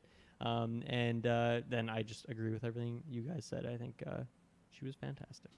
Yeah, I want to show, because you were showing I was talking about a different thing, but yeah, you're right when we got like the ancestral music and stuff, and that was great. And again, I applaud them for, you don't get Panther until the third act, like they really do make you wait for it. Like it's just the pacing of this movie in those aspects to me is another bold thing where I don't know how well it's going to play with some people, but I respect that, like, you got to wait 2 hours plus till you're seeing a Panther in this movie, and it's just for one action scene. But whatever theme Ludwig created for her when she had the suit, holy fuck, man! Like Kirklin showing his overalls, but Ludwig, I say, is the, like, I know there's Michael Giacchino and John Williams, but to me Ludwig is the best in the business right now. Anytime he's on anything, this Star Wars, you just know, and it's just like, it's so good. And I love that we talked about, like, obviously, Namor and his people had a theme, but her theme, like, sounds completely different than T'Challa's, and I can't even describe the music that he had for her, but it just was like high octane, high energy, and man, I loved it. I can't wait I don't know if Black Panther 3, she's still Panther and she's the main one, but I can't wait to see him just like riff with this. And fuck, Ludwig is just man, he's something else. But what about you, Taylor? I think she was fantastic. Like just getting to see a whole new light and uh, narrative with her character, just the morning side. Because I can't remember which one you guys said it, but she was very much a comedic kind of relief in that first one. Just always being the person to turn to with the technology and the answers, having the solutions to things. And this, it was so much that she, yes, she's very intelligent, but she didn't have all the solutions, didn't have all the answers. She had to go through all these tribulations and these crazy experiences to get to those solutions and get to those like benefits, I guess you could say. And I think that was fantastic. There got to a point where I don't know if it was confirmed or anything that Shuri was going to be the Black Panther online or what was officially revealed. I wasn't tuning into that. But there got to a point where we're halfway through. I thought, man, it could be actually like one of three of our ladies here that could actually be Black Panther. So I was actually kind of liking the second guessing of myself and like not really putting all my money down on Shuri being Black Panther. But at the end of the day, no, that's who it was, and I think that was fantastic. I really loved her just donning the suit and everything that she did. It was great. Her torment between a nobility of Black Panther and like a, I don't know if we're gonna get there yet, but just the kind of like revenge of Killmonger, just We the can talk kind about of that now like because we're talking about Shuri. So the in between kind of like narrative that they tackled with her in that I really liked because it caught me off guard. I was thinking in the back of my mind Killmonger would pop up somewhere here, and we didn't get the sign like, "Oh, you fucking help kill me" or anything like that, but it was close. what were you expecting? Remember in our predictions, we're talking about like if she were to see Killmonger, what's Oh, Killmonger yeah. gonna say? You just fucking killed me. Why are you here? But I no. love the reveal of just behind the chair, and they're just like panning and panning, and he thinks it's her mom. Like man, and like I loved what his look, his hair, and I love I don't Michael know B. about you Jordan. guys. What's The up, first cuz? time Namor popped out of the water, like it was very dark. I'm like, is that what's his name? Michael B. Jordan. Jordan. I was like, man, is that Michael B. Jordan? What the fuck is going on right now? And then it was I like, oh, survived that water burial, guys. I'm I still- got flappy wings. Well, at one point when they went into that dark lab to create the heart-shaped herb, I thought they were just going to fully reveal that Killmonger was still alive, like just in prison or something. Because I thought, is that the way they're going to get the DNA of like, well, he's still alive, and if you take some of his DNA, you could get that herb. Because she just goes down to this layer, and the layer, it's just more science stuff. It's like leaves and everything. But at one point, I thought, oh shit, like no, he's going to be alive, and then no, it wasn't. We got the scene later. It pretty much is just. It's Empire Strikes Back, Luke going in the cave and seeing Vader, and like going into that sort of, this is part of you, and you have that vengeance. And I like that they cut off her answer to it later on and stuff like that. So I thought that was a fantastic scene. I think it served the story. We got Killmonger. Visually it was cool of the throne burning down. And again, it felt warranted because she's in this moment where she's lost everybody, but this guy just killed her mom after trying to get some sort of peace treaty, and I was fully on board. Like, there's times where Killmonger is wrong in the first movie, absolutely, but like, there's times in that movie where you're like, he's completely right in the scenario. Like he's telling the truth, and he is kind of here, you know. So There was at times when we're getting more into Shuri's kind of like transition into the Black Panther and into this more vengeful narrative where I swear like her hairstyle was changing and she started to look more like Oh, how yeah. like Killmonger style her hair, She especially how has she had like the gold, too. braid in the back of her head. Yeah, 100%. totally. And I was like, man, they're She really had, like, the white dots too, kind of like his bumps. yeah, they were really kills. pushing that on there, and I loved it. I really liked it how she was kind of like shaping into this. But then there were other times too when she was on the more positive side where like I don't know, again they changed like the hair around, but she reminded me so much of Chadwick's like T'Challa. Like it was incredible. So I think they really did a good job at having her kind of transition back and forth depending on the direction she was going, whether being that nobility or going for that vengeful side. And what I want now in a couple of years, whether it's season 3 or not, I want a what if of like, what if Shuri did just like just pop off? Like, because I think she did such a good job portraying this, where I feel like it's like Game of Thrones side, where I could see this is the origin of her becoming that almighty just ruler of I'm gonna go over and start taking over countries. Like, and I think obviously it pulls it back and stuff like that, but I want that what if episode where she does just kill Namor, and then like what if she just go on, and that was just Letitia, because like I said, I thought she was intimidating when she was standing there, because she's not a big woman or anything, but like when she was just standing there yelling Umbambe and the whole crowd's behind her, it's like, oh fuck, like Namor really screwed up right now. Like we're in it because she's the scientist too. She has all these gadgets, so it's like we're It's screwed over all for these you. ways. Yeah, it's over for you. Later on, when she has that very quick glimpse of seeing her mom in the ancestral plane, what's going on there? Like, is that actually her dipping into it somehow with some weird because of this synthetic flower, or is she just thinking about her and picturing that? Like, I don't know if I fully understood what I was supposed to be seeing there. I feel like it was like possibly like a throwback to when Shuri had that conversation with her mother about when her mom said that she saw T'Challa, or like, you know, like had that actual like experience with him, and then she just completely like denied it, like, no, it's just a figment of your imagination, like basically just like discounting her beliefs. And then possibly there she's like starting to believe a little bit more as like a conversation with her mom, which is probably exactly what her mom had, you know, with T'Challa there. So that's the way I took it, at least. And for me, I really, really like that moment. Again, that's one that just totally got me choked up, because it was like she was actually able to like have like a last moment with her mom, as opposed to, you know, she drowned, like didn't actually, she's drowned alone. It's so sad. So that one got me for sure. The only moment in that scene, like I love the fight. I know he's like, he again also Namor dropped the word mutant in this, so we've heard. yeah. Oh, did he? Yeah, he Oh, said I'm yeah. a mutant, and technically in Marvel canon, so because what happened is they made Namor like way back, and then X-Men, and then they retroactively made him like the first mutant. Technically Apocalypse is, but they made him like the first, so he is a mutant Pedro in the was. comic Come on. books and stuff like that. Yeah, but like what I get that he's immune and he has super healing. I was really hoping they were gonna keep this because she fucked up his face and he had that big scratch. I was really wishing they kept that as a scar because I think that would have been cool, like going forward if he always had that scar from her and seeing them work together and knowing like, hey, he killed her mom, she fucked him up, like that scar. I wish they kept that. And Maybe his back will still be burnt to a crisp. oh and that could be god, okay. yeah, all those, God, but no mutant hair healing grows ability, there right? ever. But anyways, what I was gonna say, what I didn't like though is I thought this was a moment where they're just beating us over the head, where they were just flashbacking both their stories simultaneously, like when she had the knife to his or the trident to his throat and was gonna kill him, and it was just showing everything that Shuri's been through in the movie in a replay and everything he's been through in the movie replay, and it's back to forth. That didn't work for me. I was like, hey, I get what you're trying to go for. You could have done a few scenes, but I didn't think we need a whole kind of recap of the movie. Like I think I get to this point where Shuri is going to make the choice to not be vengeful, because if she doesn't be vengeful, she could save her people. Because yeah, sure, she can kill Namor and win the battle, but she's Yeah. going to lose maybe 100 more Wakanda. So like, I felt like I got it, but I didn't need the flashbacks and stuff. Like, they're so similar. They're so similar, Travis. Yeah. Look at this. It Look was at very, this. yeah. That's what it just felt like. Like, get it? They're on the same path. Like, I get it, guys. Like, they're vengeful. They've lost people. Like, this has been the whole movie. I understand, but they're like, okay, they did it. So, because they did some test screening, and someone's like, I don't understand why she saved them, and they're like, I "We don't better-" understand this movie. yeah. What's Why that guy's name? Why'd they write off Black Panther? We only got one movie with them, you know.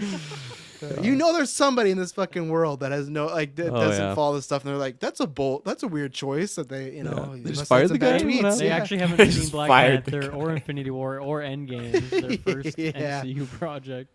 Yeah. Anything else more on Shuri or Killmonger? Because I know you guys maybe hadn't speak on Killmonger, so anything there? Yeah, I really liked his inclusion in it, like you guys said there. Because it was just like something up in the air. It's like, oh, you got to get Michael B. Jordan back as Killmonger. Like he's prime right now. Like he's such a fantastic. So hot right now. Yeah, he's so hot right now. Exactly. You got to get him in there. But like, because this movie is like, borderline, some would say it is pretty messy. To throw Killmonger like just returning from the dead in there, like that would just be so. Yeah. That would just be such a mess. And Multiverse it's like, stuff, how do you yeah. explain that? That's where you just have Oscar Isaac somehow Killmonger's back, and it's just that's the way you Somehow go with it. Killmonger's back. Yeah. So to have it like in the vision, and like when she was about to like drink the flower juice, I was like getting ready on the edge of my seat. I'm like, hey, what's gonna happen here? Like, who's she Yeah. gonna see?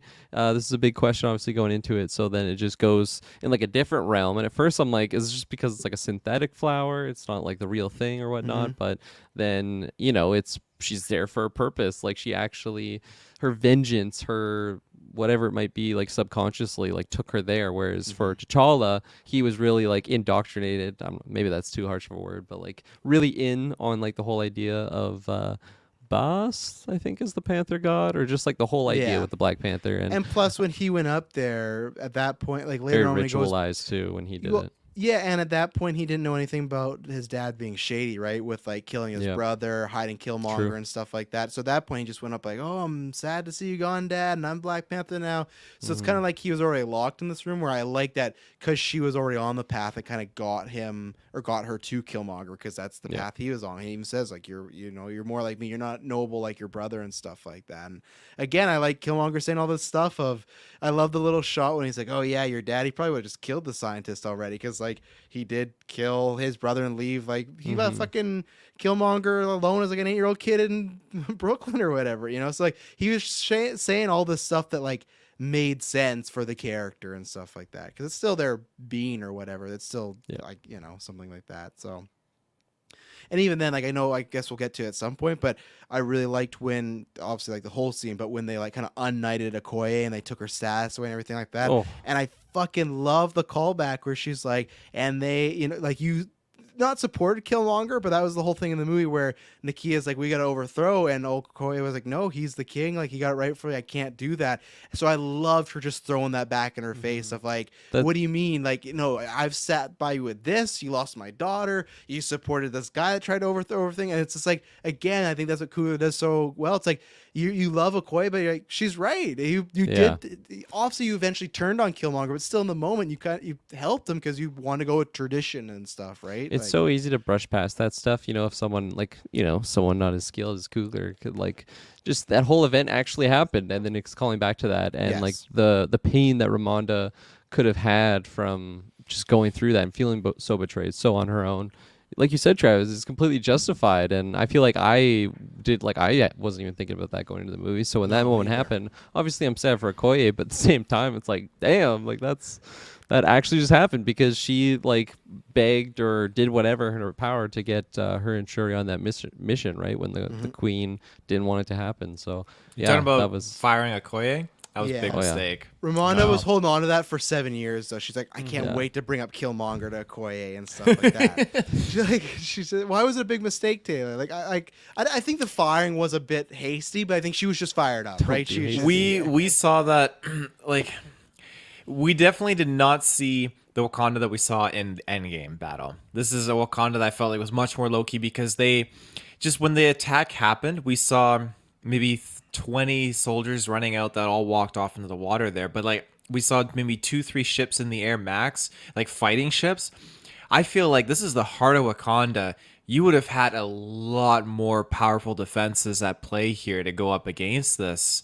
It just really, really caught me off guard. So I feel like just to have Okoye removed is just a big Well, mistake. it's not like they were gonna execute her. They just No, I know, but it's just to have her lock her up with her husband. have her removed and just be sent off as just a civilian Have her again. head Like removed. community hours. she's yes, sir. community hours. Yeah, she's an absolute like legend. She's a general of the Wakandan armies. Like she's a but she's major screwed up multiple asset. times now. She's semi. The Killmonger was Her definitely last not a family mistake. member, It was- Queen's the last Killmonger family was- member. Killmonger legally took over by tradition the throne. So by law they had to obey. The Queen Yeah, would but have then the banished other Taylor people- too. Yeah, for but talking then like The that. Queen was the sus one because she went and like Yeah, but then destabilized. But that's where I love the first movie. That's why disobeying Killmonger saved millions and billions of lives. So it's like if she would, and eventually Okoye did turn her back on Killmonger, right? So showing that hey, you don't She's a always traitor go to the throne.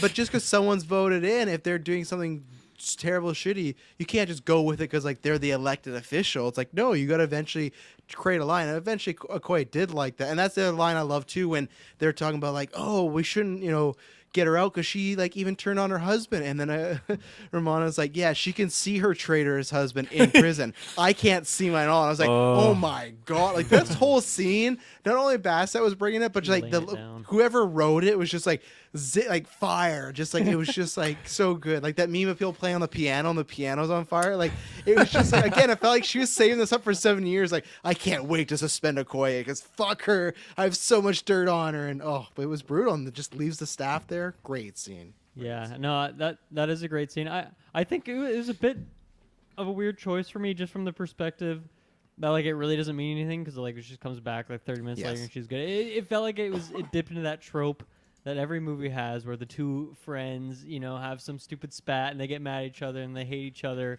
but then they're best friends by the end of the movie again. It felt like we were doing that a little bit. They were never friends again though, because by the time they met again, she was dead. Not right? those So- two, it's true. But you know, part of that too is that they wanted to have this big comeback where she's shit talking this costume the whole movie, but then she comes back with it. And I got to say, Taylor, that was a bionicle ass costume Oh. that she had. That was the vibe I was getting for that for sure. Oh my god. They wear them in the comics. Those costumes were fucking hideous. Those things were awful. I Not a wish bionicle I like fan. the color scheme. Hates Some of the Lego. design I- is iffy. I get, yeah, you want to do Midnight Angels and stuff. I just hate that whole battle scene now. Every time she's fighting, they just cover up Denai Guerrero's face, and it's like she's such a good like facial actor. Like I was so, this is like I know so many Marvel people. Oh my god, they're wearing the costume. No, get this shit off of them. It's bad. It's just like when we did in the fucking Star Wars trilogy when we took the mask off. Adam Driver's like, oh man, he gets to finally act. Don't they Oh, look no. exactly the same? But what do you mean? This is what they look like in the comics, right? Because that's what they look like in the movies, pretty much. Sure. What's the point? Well, you're saying that the suits in the movie look like shit. Yeah, because some things don't look good in live action. This is one thing that does not look good. In my Oh, opinion. okay. They look like fucking. Who's the guy from Mortal Kombat? The cyborg guy. What's his name? There's a red Kano? one. No. There's a red one and a yellow one. It's like Cynex Oh, or Dynex yeah, or something. Cyrax. Yeah, I think you got Cyrax. it. They Yeah. just look like bad cosplayers, and like it's more just an acting thing where I Looks hate like that good now. cosplay to me. Every time they battle, this thing just comes over her face. So we're getting this big scene where she's finally going to take on this warrior guy, right? He kicked her ass and did the whole Batman Bane thing for Dark Knight Rises where they cut the score and he's just Breaks fucking her her up. back. Yeah, breaks her back. I was wondering what would break first, Wakanda or your spirit. But a like real dark movie. they do this whole like big battle again at the end, but you don't get any. To me, I didn't feel the emotion because her face is covered up the whole time, and then it comes up for like a one-liner like see your ancestors, then it comes back down, and even the death for that character felt very anticlimactic. These costumes, they fucking suck. They suck, and sometimes some things are better left in the comic books. Not a fan of this at all, and I hope fucking Kang destroys these costumes and they go back because they just look bad. I don't like them at all. Specifically, that's the plot of that movie is fuck your costumes. I wanna get rid Costumes of them. suck. Yeah, I just feel it takes away from that character a lot. What did you now. guys? I mean, we haven't talked about Ironheart yet, but what did you guys think of her costume? I guess she had two of them, but I didn't love it. I thought it was way too Baymaxy for me. Like it just looked very, I thought it was very very Power smooth. Rangery. Yeah, oh, definitely as well. It just seemed too like Mark V for me, you know, like some special edition outfit for her. And I get it, you know, she's had like a Mark I early on when it was It's very much Wakanda looking. Tech, Kirklin. I guess so, but I don't know. It just like, especially like her face mask, it just looked. I couldn't not stop thinking of like something like Baymax and Big Hero 6 or something. Which I love that movie, but I don't know. I was looking forward to Ironheart a lot.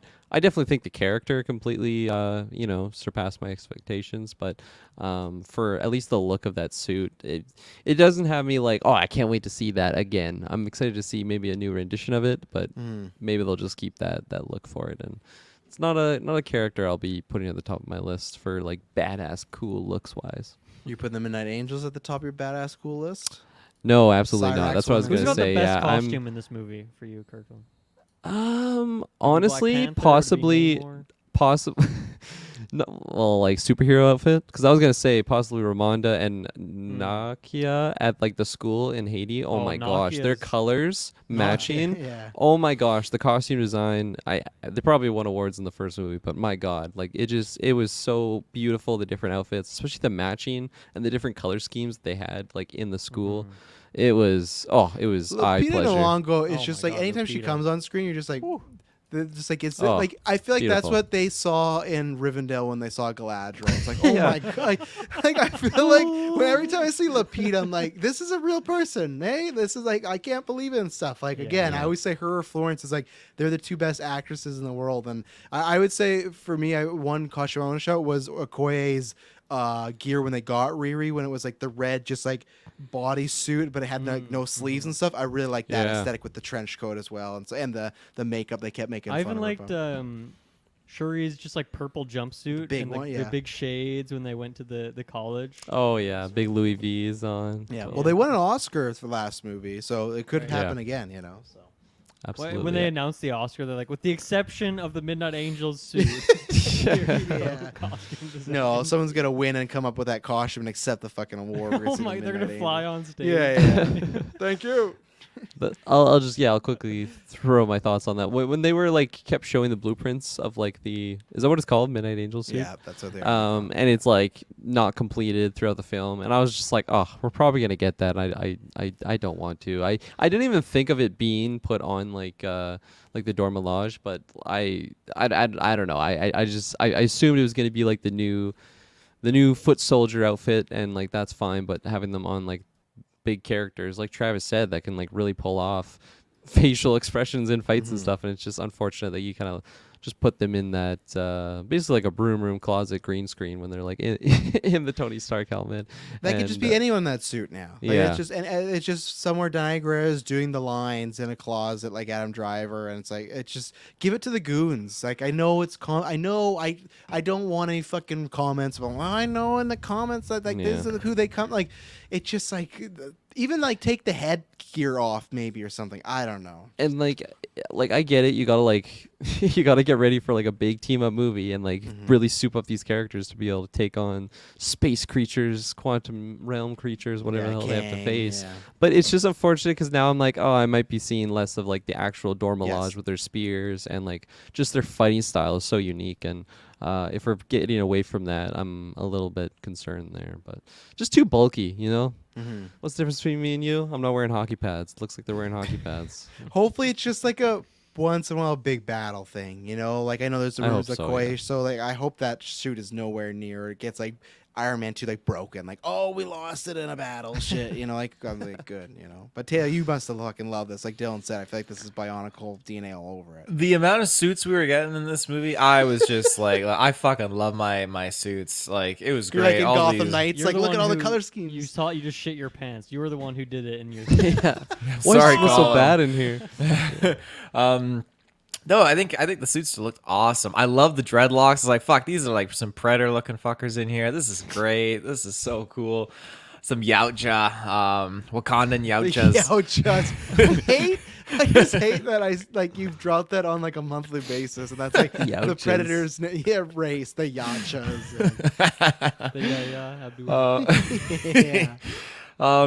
But yeah, I just think they're like so cool. I love that there were two of them just like bouncing off each other. It was so awesome. Yeah, I like that too. Just when they I was waiting for them to pop in because the Wakandas were getting fucked up on their boat, their arc. It was not going good. No, it wasn't well thought out. No. First the motor got broken, like they're just stuck in the water. Let's go back to Wakanda. It's like, what are you fighting? The fucking fish folk. Like, come on, you're in there playing sandbox. You should have had hovercrafts, not a boat on the water. It was a bold Oh, yeah. choice. I love though the shots at one point when they just do like a fisheye view, I guess, of like the boat, and then just like the hundreds of these. Yeah, Stalker that was people in the coming. trailer. It looked Yeah. good. Oh, I see. I forgot about that. Then you just see the whales. You're just like, man, these Wakandans are fucked. Like, there's nowhere for. They're just gonna die here. And when they were left, there's like only a small group. There's like 20, 25 left. Oh Like, yeah, they most lost- of them died for sure. They lost a lot of people there. Yeah. But yeah, in just regards to the suits though, I think when we got to Ironheart, I think her suit was super, super cool. I think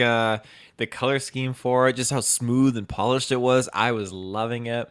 And excuse me, there was another guy in the next row ahead of me to my side. Shit in as his soon pants as as well. oh yeah, As He soon was as he saw pissing it. himself. as Taylor soon just as had a theater that couldn't control their body. oh, they were just letting loose. Taylor's throwing up in every suit. But as soon as Ironheart appeared, he put both of his hands up on his head and was freaking out. What? Oh shit!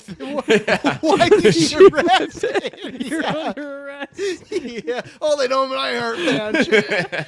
I think it was just like an awe kind of a thing. Yeah, that's so fair. That's fair. Just the way Yeah. you pantomime it, just like don't shoot, don't shoot. I'm the one that's shitting, guys. I've called the He had his cops. 3D glasses on. He really thought she was in the theater. Yeah.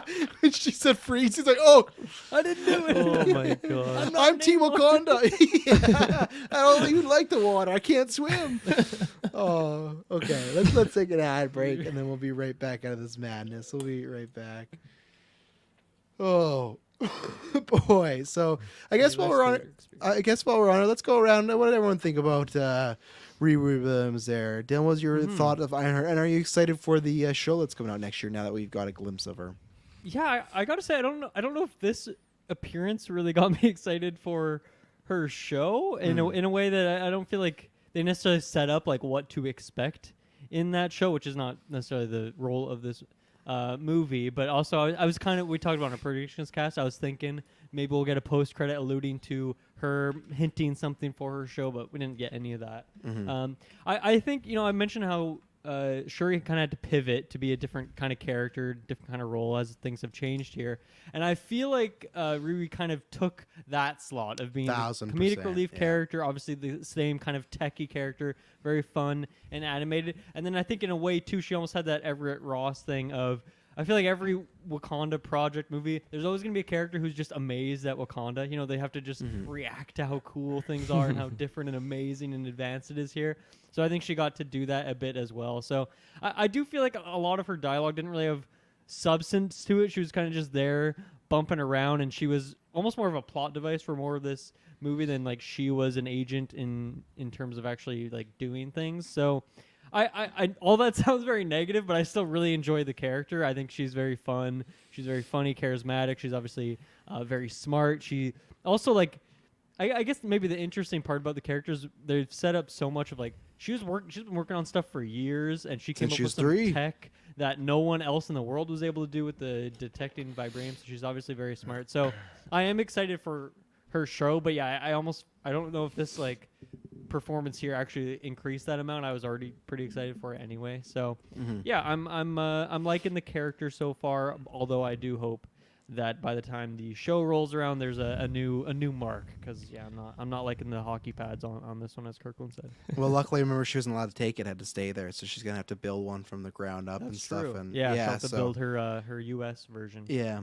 I'll go because I think I'm very in line with Dylan, where I like the actress, thought the performance was good, thought she's in the right amount, but I also think there's a version of this movie you could probably cut the character, and that sounds bad, but I feel like they could have found another plot device, and that's where I feel like some of the stuff, and we'll get into it also too, like I feel like the Val Everett Ross stuff, like that's what's so weird. The first Black Panther, it felt very, it's in the MCU, but it felt very by itself, where this almost feels like that, but then it just feels like there's little things added where I go, I think this actually took the movie down like the MCU isms, and I think the Ross Val stuff, which we'll talk about, hurt it, and I don't think Ironheart hurt it, but I think her also being in it got maybe a bit too cluttered, and I think you could have taken that out, because that feels sometimes, even though they don't set anything up, a bit set-up-y, so I think the main thing is usually MCU with their casting is spot on, and I saw her, I was like, okay, I'm excited to see her more. I think my barometer for the show is the exact same, because I didn't look at this actress be like, man, I think she's gonna shit the bed. Like I said, like I feel like that's one thing we always know at the MCU, even if the show's like, look at Miss Marvel, it's like,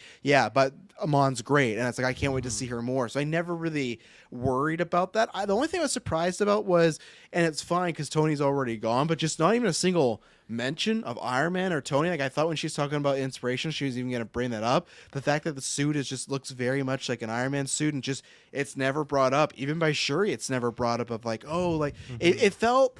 Hulk gets a name drop, but no Iron Man. It felt very much like an actor that had been canceled by tweets, but they didn't want to like mention it. But it's like, no, it's just like he just died. Like, so and I get it. You can't have him be a mentor like in the comics. In the comics too, he was just an AI. But I found it very odd that there was not a single mention, joke, nothing about Iron Man. And not a big negative, but I was peculiared. I don't know what's I like peculiar. That's Bewildered. peculiar. Yeah, It's I was really fun. bewildered, as a peculiared by that. So I like the way you say that too. yeah, I think it was a good enough showing. Not like an A-star like Tom Holland Civil War or Kate Bishop in Hawkeye, which that's a bad comparison because she's one of the main stars. But or Florence Pugh in Black Widow, where I was like, fuck, like can't wait to see whatever they do with Yelena. But yeah, what do you guys think about Riri Ironheart? Yeah, so coming into the show, I was really looking forward to the character. Well, a it was a movie. show. You did As a say theater. season 3 earlier, Travis, in reference to the Yeah. third Black Panther movie. Calling me out. Fuck. Haven't you heard that's what they're doing with the next one? It's just jumping the season. Well, they do 3. have the Wakanda series, so I guess Yep. that would be the third Wakanda project. But. Yeah, that'll be a series.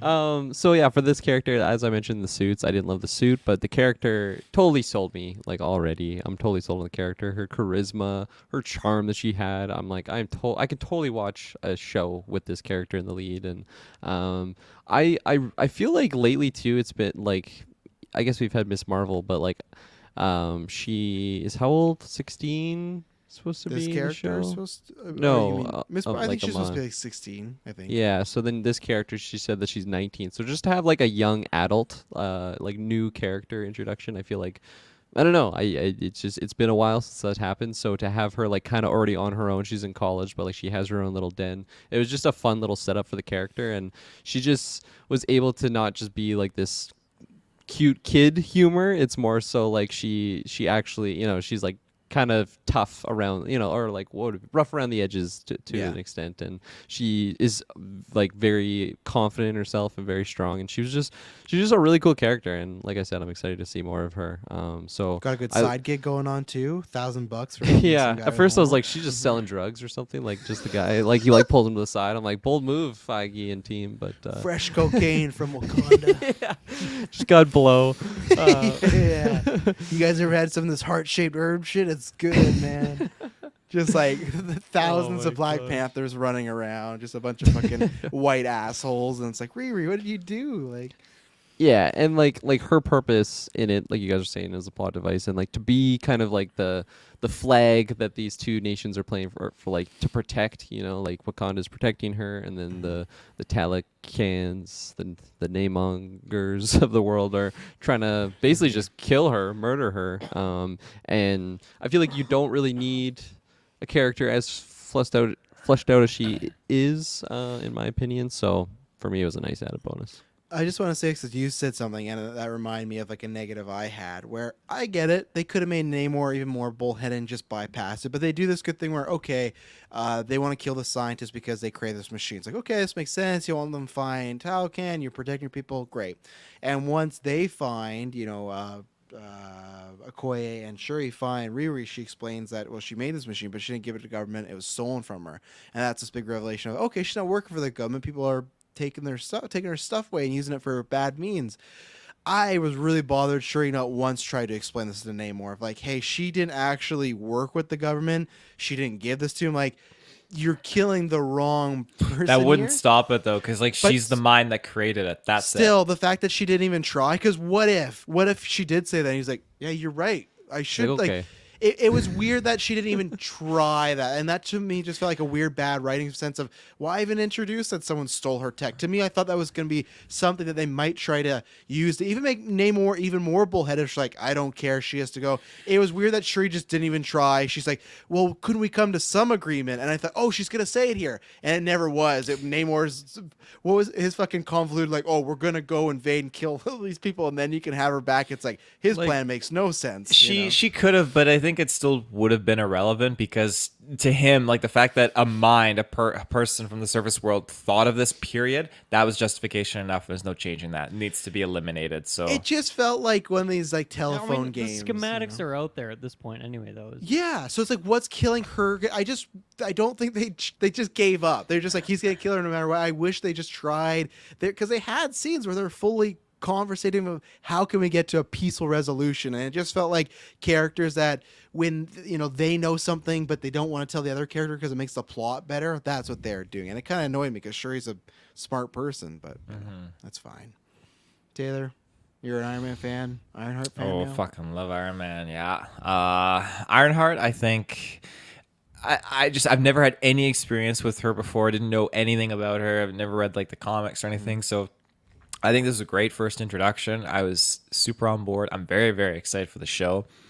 I would love to see her somehow connect with Peter Parker, because I imagine they're probably both trying age range. He's going trying to get into Like college. team up? Do we? Well, I don't know. Maybe. Do we know what college she's going to? Do they say in the movie? Well, I don't know. Maybe. No, I don't remember. I think she Not had a in shirt New at one York, point. I don't think. Right? No. But maybe he can move because no one remembers him there. He might move. Yeah, I'm yeah. sure they're going to use one of But, their few MCU appearances for him to join the Ironheart TV show. All right. All I'd 6. love to see new suit variations coming out of her notebook or something like that. I think she's got some For Peter or creativity. for her? Definitely for her. Okay, good. It's like I'm done with Peter in the fucking Iron Man suit. It's like we just got a cloth suit. She can Please start let him making, keep it. She can make some suits for Peter. That's what she'll do. Just the mask and he's naked. Yeah, But, she'll yeah. be like, Oh boy. Oh, Keanu, I'll just come back. That's why I gotta check out the video version.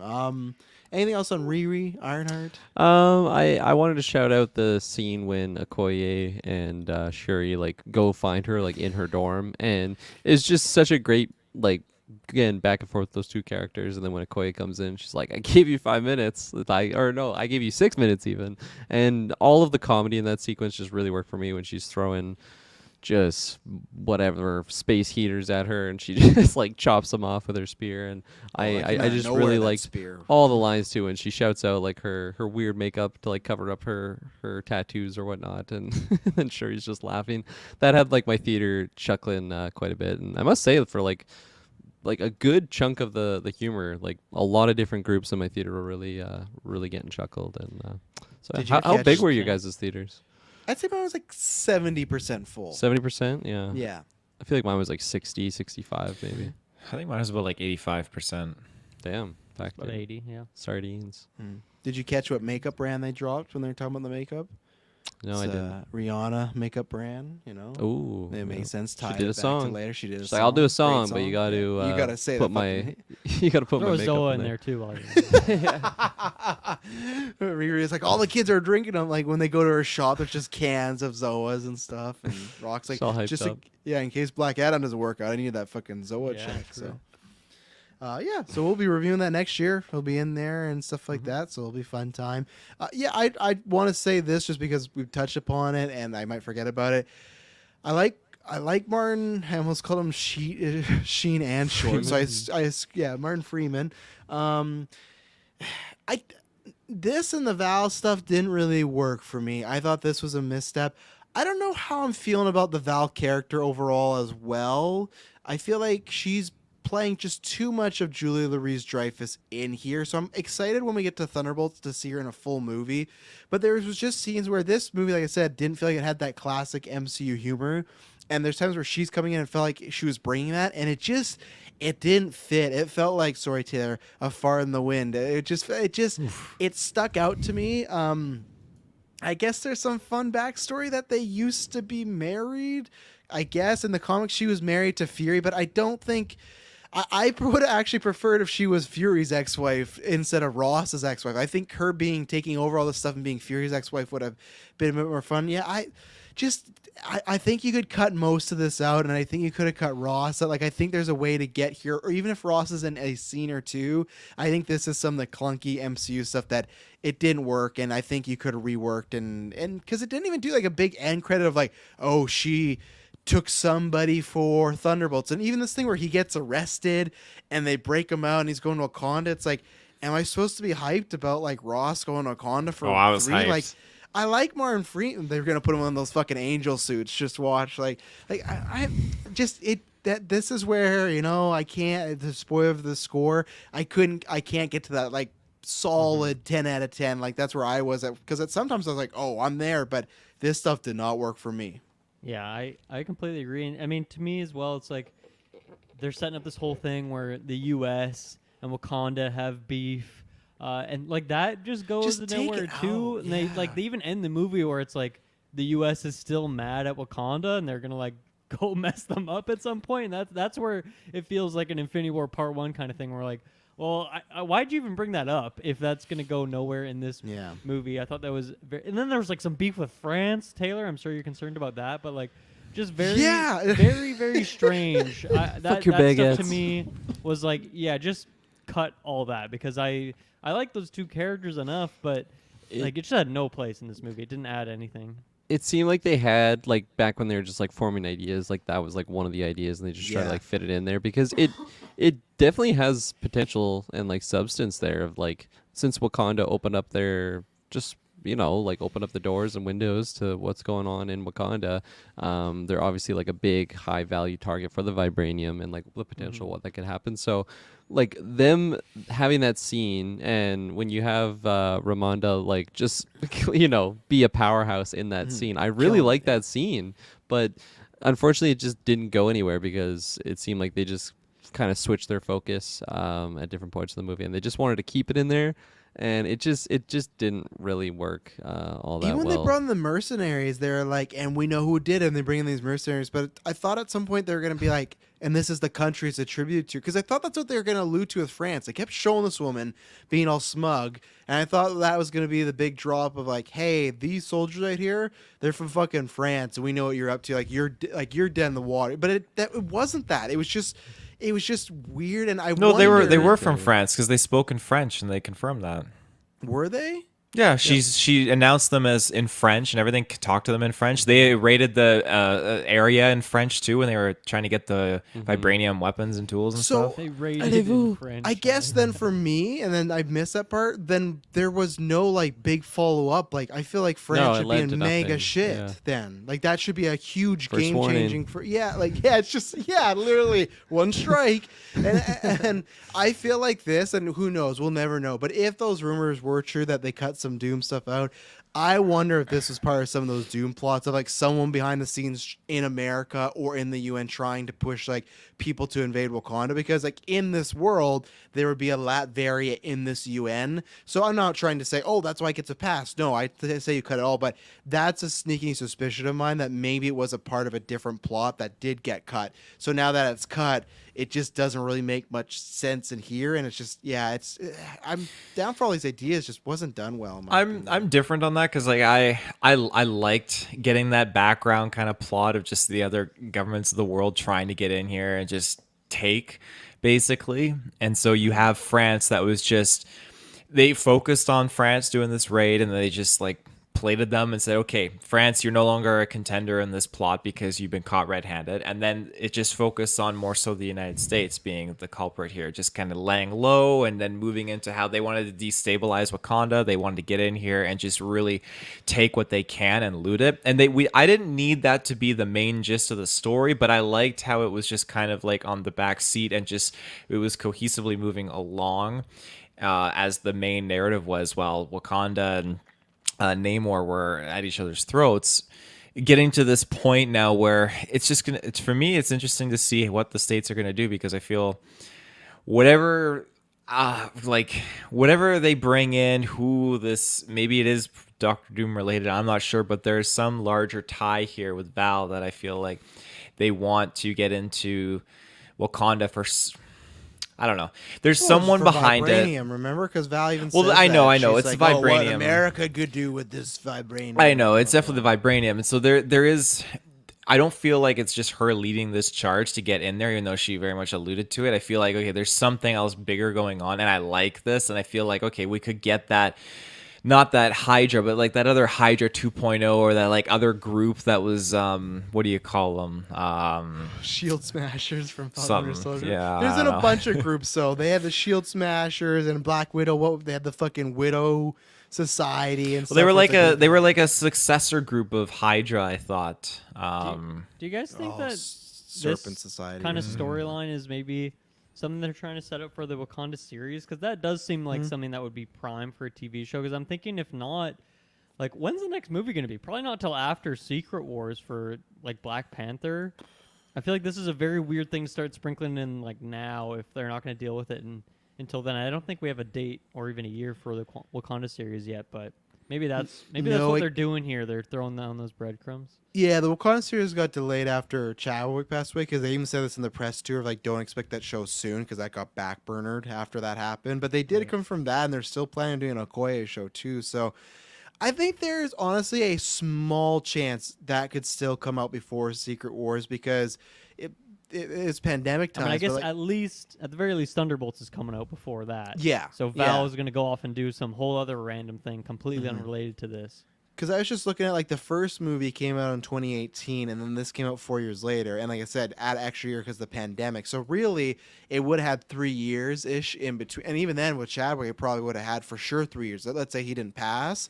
So like if you do that same sort of thing, you could be looking at a 2025 or 2026, and again, we got a bunch of slots that are empty, right? So I could easily see one of those being 3. It's one of these I'm going to talk about. Travis told you coming back next week, but they have already said that like it sounds like Coogler's not doing Secret Wars, but they've both said that they're talking already about Black Panther 3. So I think that they are. I think that's already a go, and I think I think there's a. If I'm saying yes or no, I actually do think 3 will come out before Secret Wars or something like that. Yeah, just because it is still 4 years from now, right? And plus, Secret Wars get delayed to like 2026. I guess you still got Kang Dynasty, which may have some Panther action. So it might be close. Maybe it's one of those in between movies like Captain Marvel was, right? Maybe it's like a Kang Dynasty BP3, and then that. Who knows? Right. So. Yeah, fair enough. Well, let's take an break because then I want to talk about who is the Black Panther because I thought I knew, but I didn't know in the ending. So we'll be right back. And we're back. So what I want to talk about, so, Winston Duke, he's back as M'Baku. A great, I think he's great, always performing well. I hope in another movie we get to see him a bit more, but I think every time he's on screen, he does a great job. I loved him. He got me all the works. Yeah, and I think like he doesn't get an arc, but he's just there to support our characters. I loved his interactions with Shuri. I wasn't sure if they were trying to start something there. I feel like they might in the future, just like romantically. Just he kind of insinuated that he cared like about her, but I don't know if it was like in a brotherly way, like a big brother way or whatnot. But That's the way I took it. What I it thought was- like maybe even I more did of a not. spark with That's Riri. interesting. what'd you say? I thought even more of a spark with Riri and Shuri Oh, like that's a compared couple. to M'Baku. Really? Is that what you're saying? I You're getting saw vibes of that? I thought they were No. just pals. I got the pals Okay. vibe. Like Shuri and Riri? I mean, it was too small of an instant, but I don't know. They Okay. had some chemistry. Oh, yeah, I'm Sibling completely affection. on the pal side. I'm on the pal side there. And Baku, you never know. But so obviously the I would original be Black down Panther. for that. That'd be interesting. The original Black Panther was Gadget decided gals. in combat, and that didn't happen here. Shuri just takes the herb, which I like too, because it's almost like you could give it to Nakia or an actual warrior, but it just felt like she took it because she wanted to be the one killed Namor. I really like that dynamic of she just took it. But at the end, they're doing this whole he's gonna fight, and they're saying it's gonna be Princess Shuri, and he gets down there and he said he was challenging for rulership and stuff. So like, I wasn't sure if that like I almost thought they were insinuating that she was just Black Panther for this movie and she's gonna like give it up. I don't know what to take from that thing, and I feel like they're purposely leaving it open for options. And I would not be surprised if M'Baku becomes a Panther. I'm not sure if because in the past they have sometimes done I thought they two. don't. I thought they What? like he doesn't worship the Panther god. He's like all about the gorilla. It's been 6 years. Maybe things change. People take on new religions all the time and stuff like that. Well, he But I'm even done then- with the He gorilla. straight up said he was going to challenge the throne. Yeah, and remember he But did like try that's to like in the Black king Panther of 1. Wakanda, and like that's not necessarily like he wants the Black Panther power. Oh, I see. Exactly. So- Yeah, but it comes with it. Like that power Yeah, comes but he doesn't with have to take it. He doesn't have to. So what in this scenario are we saying that Shuri's supposed to land in plane, get the herb out of her, and they're gonna fight like Black Panther 1, and M'Baku's just gonna kick the shit out Well, of her? no, I Like, think the challenge was there, and she just didn't come, and then he like won because nobody. Well, it's he's like said she that doesn't he's the he's want- like, king of who, Wakanda now? who wants to Yeah. challenge me for the Yeah. throne? Yeah, I think he's the king of Wakanda now going forward. I hope not. If that's the scene, She went to That's crazy Haiti. to me She's because just that's just living like- on. That's such a huge, like, world-changing thing to Yeah. just leave as. I mean, yeah, because we're split. I'm with Travis on this. I do not.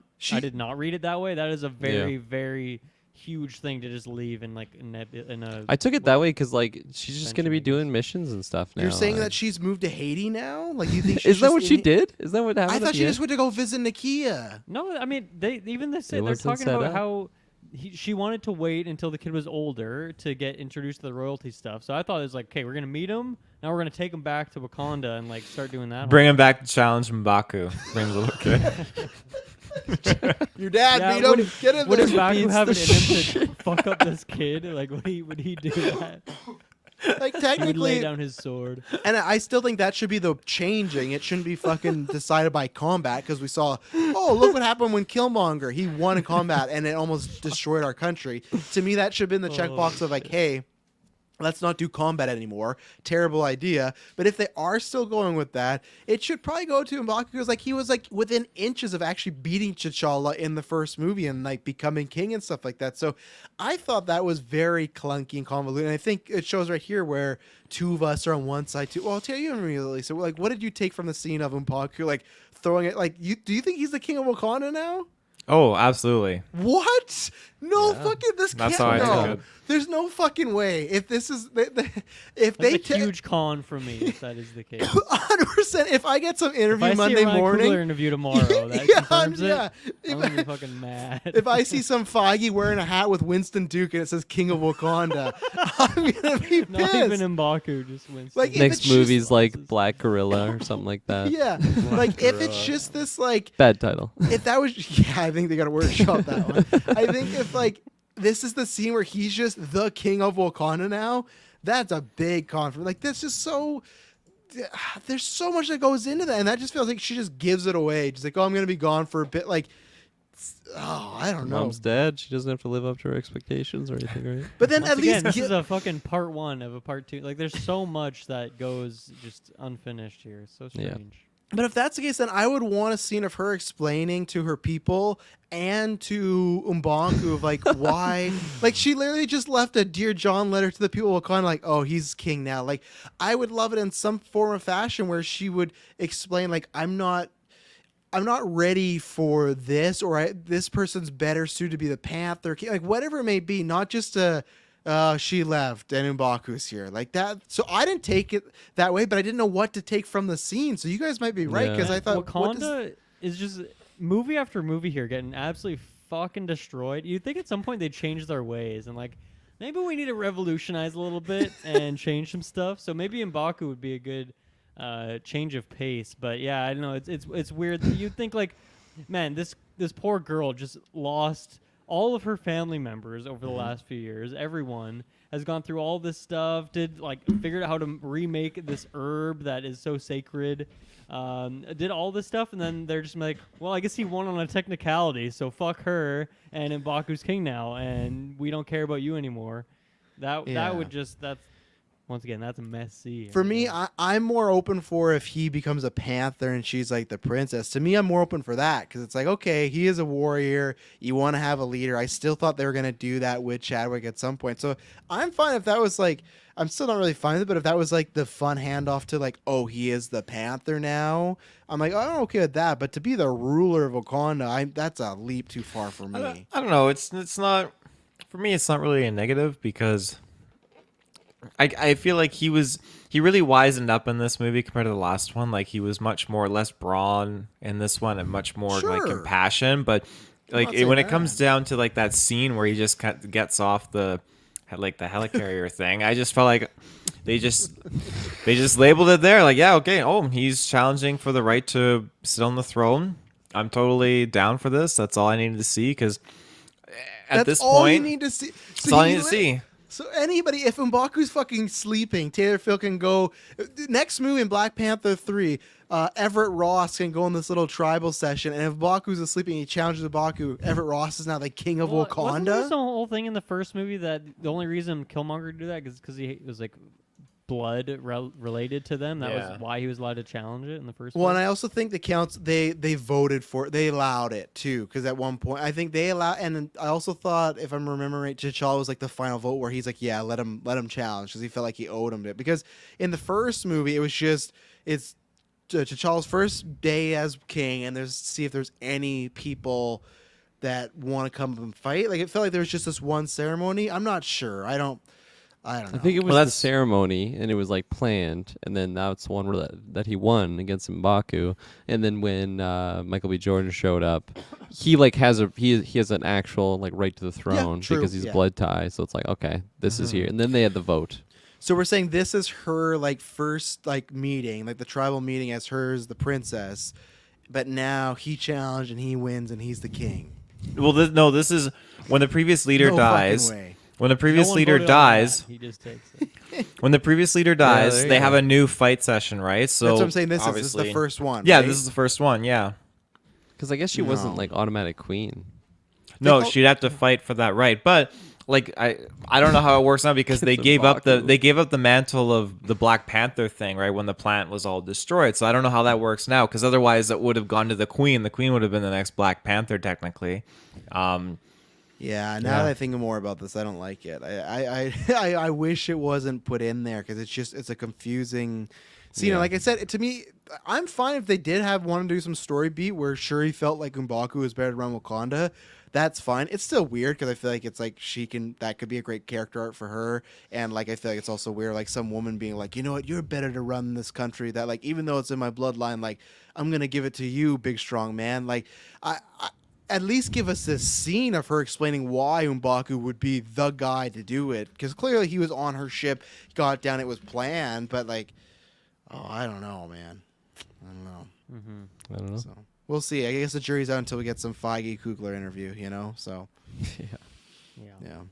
yeah. What else? Is there something we haven't touched upon Well, yet we want to We go haven't to? really talked about T'Challa having a son. That's a big deal. Yeah, Yeah. let's We talk kind of about touched on it. How do you guys feel about this? My initial thought here is that I really don't like it. I got to think on it for sure, but that is my initial thought. I think it takes away from Shuri in this movie. That's how it felt to me. And also, I don't know. I don't like that they gave him the same name. I don't like how soon it's happening. There's a lot of things that just are rubbing me the wrong way. How do you guys feel? So this is I had heard about this. I hadn't had it confirmed, but I had heard that there was a son character potentially happening. I don't know. It's weird because like it's not Chadwick's actual kid or anything like that. So it's not like this like actual passing of the torch. It's like, oh well, we're gonna carry on the legacy this way, right? I feel like it's a cute way to cheat where the people that did want there to be a recast of T'Challa, this doesn't shut them up, but it's kind of like, well, this is T'Challa. It's T'Challa Jr., but it is T'Challa. And I feel like that's their kind of way to skirt around where I think the same way when we got introduced to Love and Thor, Love and Thunder, the next time we see these characters, I think they could be aged up and they might be like Riri, like youths, teenagers, and they'll get like actors or actresses that are going to be in these roles for a few years. And I like it from a story aspect of it's playing on the original Black Panther where in our continuity, T'Challa lost T'Chaka when he was a full-grown man. In the comic books, he lost his dad when he was a boy, and he was a boy king. So I actually do like the dynamic of taking like the OG Black Panther origin and kind of putting on this kid.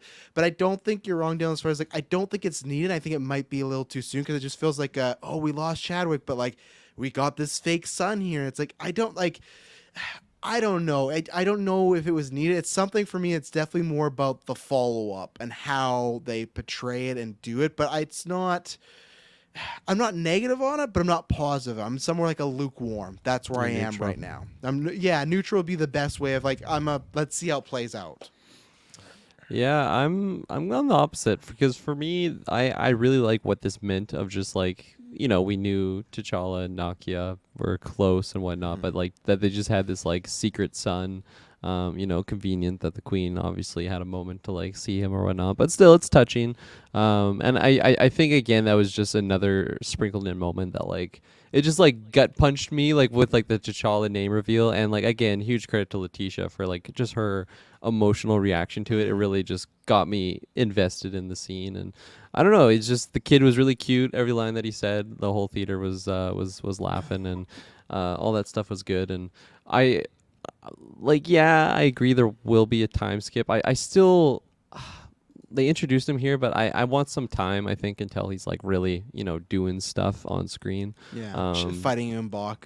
You know? Yeah, so I think like some of your guys's maybe I don't know, holdups on it are totally warranted because all of a sudden like it's not even like he's like 2 years old right here. Like he's already this age, our first time meeting him, and he's gonna be mucho older I think by the next, well, maybe that's a little extreme. He's not gonna be 40 years old, but He looked like a 10, 40. 12-year-old to me. I don't have a good perception of how old kids look. Travis, is that Well, look he like can't a be. 6, He 7-year-old can't to you? be. He has to be 6 I to think 7. I think he's like 7. Because I, so don't- what I I think mean, they said yeah. the name. I don't know they said the name. You mean the age? the age. Yeah. My His gosh, name is yeah. Seven T'Challa. Yeah, No, because I my think Haiti name.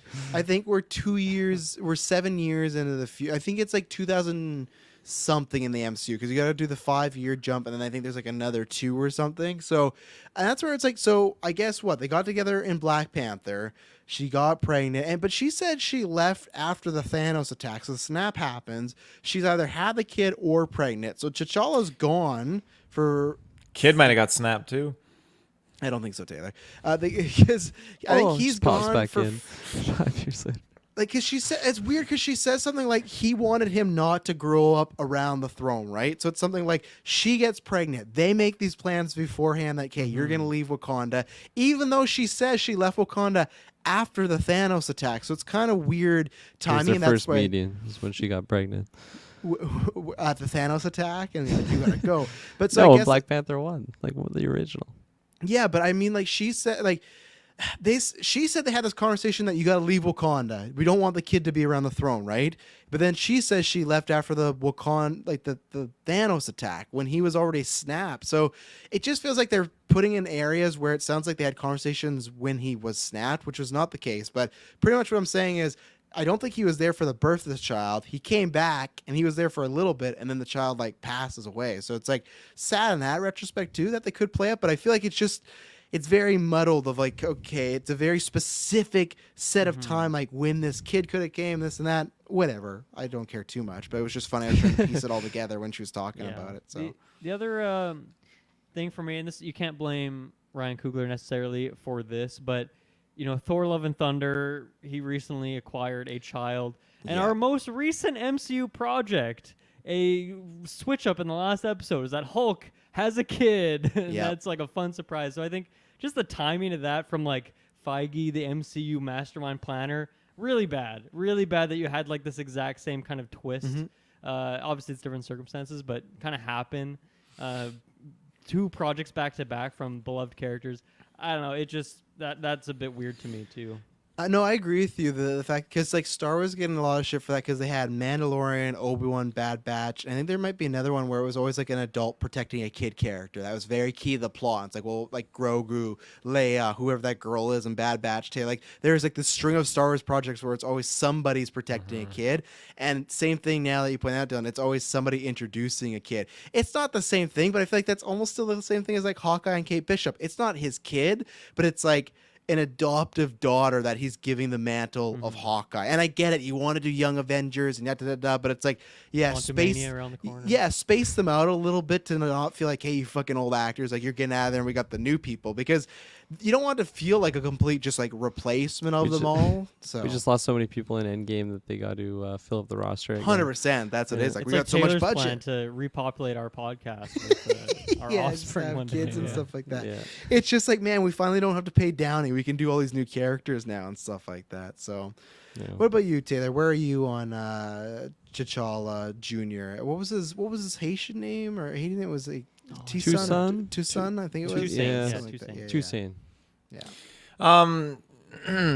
I was definitely not the post-credit scene I was expecting, but I definitely understand how soon it is, because my mind was just jumping around thinking like, man, we are getting a lot of superhero kids here, just next generation kind of stuff, which is okay, but yeah, It's no I Ghost don't know. Rider. Yeah, it's no Ghost Rider. Yeah, no First Johnny Blaze. movie, he gives it off to Johnny Blaze Jr. There you go, son.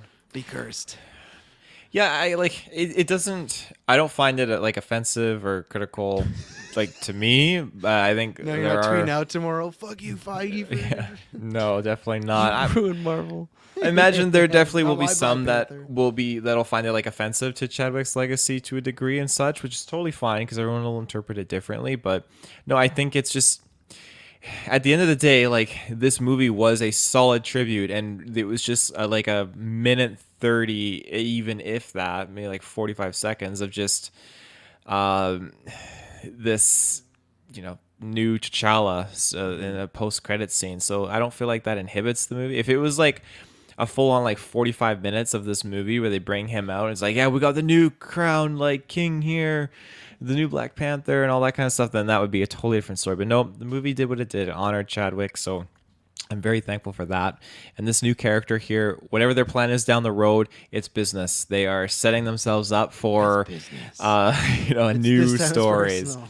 Yeah, this time it's personal. So But it's like it just feels like they don't need to because you have Shuri there, and I feel like even then if we talk about it, I just feel like M'Baku too. Like I'd follow him. I just feel like it feels like they're introducing a potential setup character when we don't need it. Like fuck, I know she's probably busy, but like I'd take Nakia as the Black Panther too. Like they have all the Okoye, like they have all these characters already set up to be a natural transition point, and they're like, but we also got to introduce his son. it's like, true. I think for the most part, it's just so Shuri is not alone. I felt great comfort in seeing that. Okay, she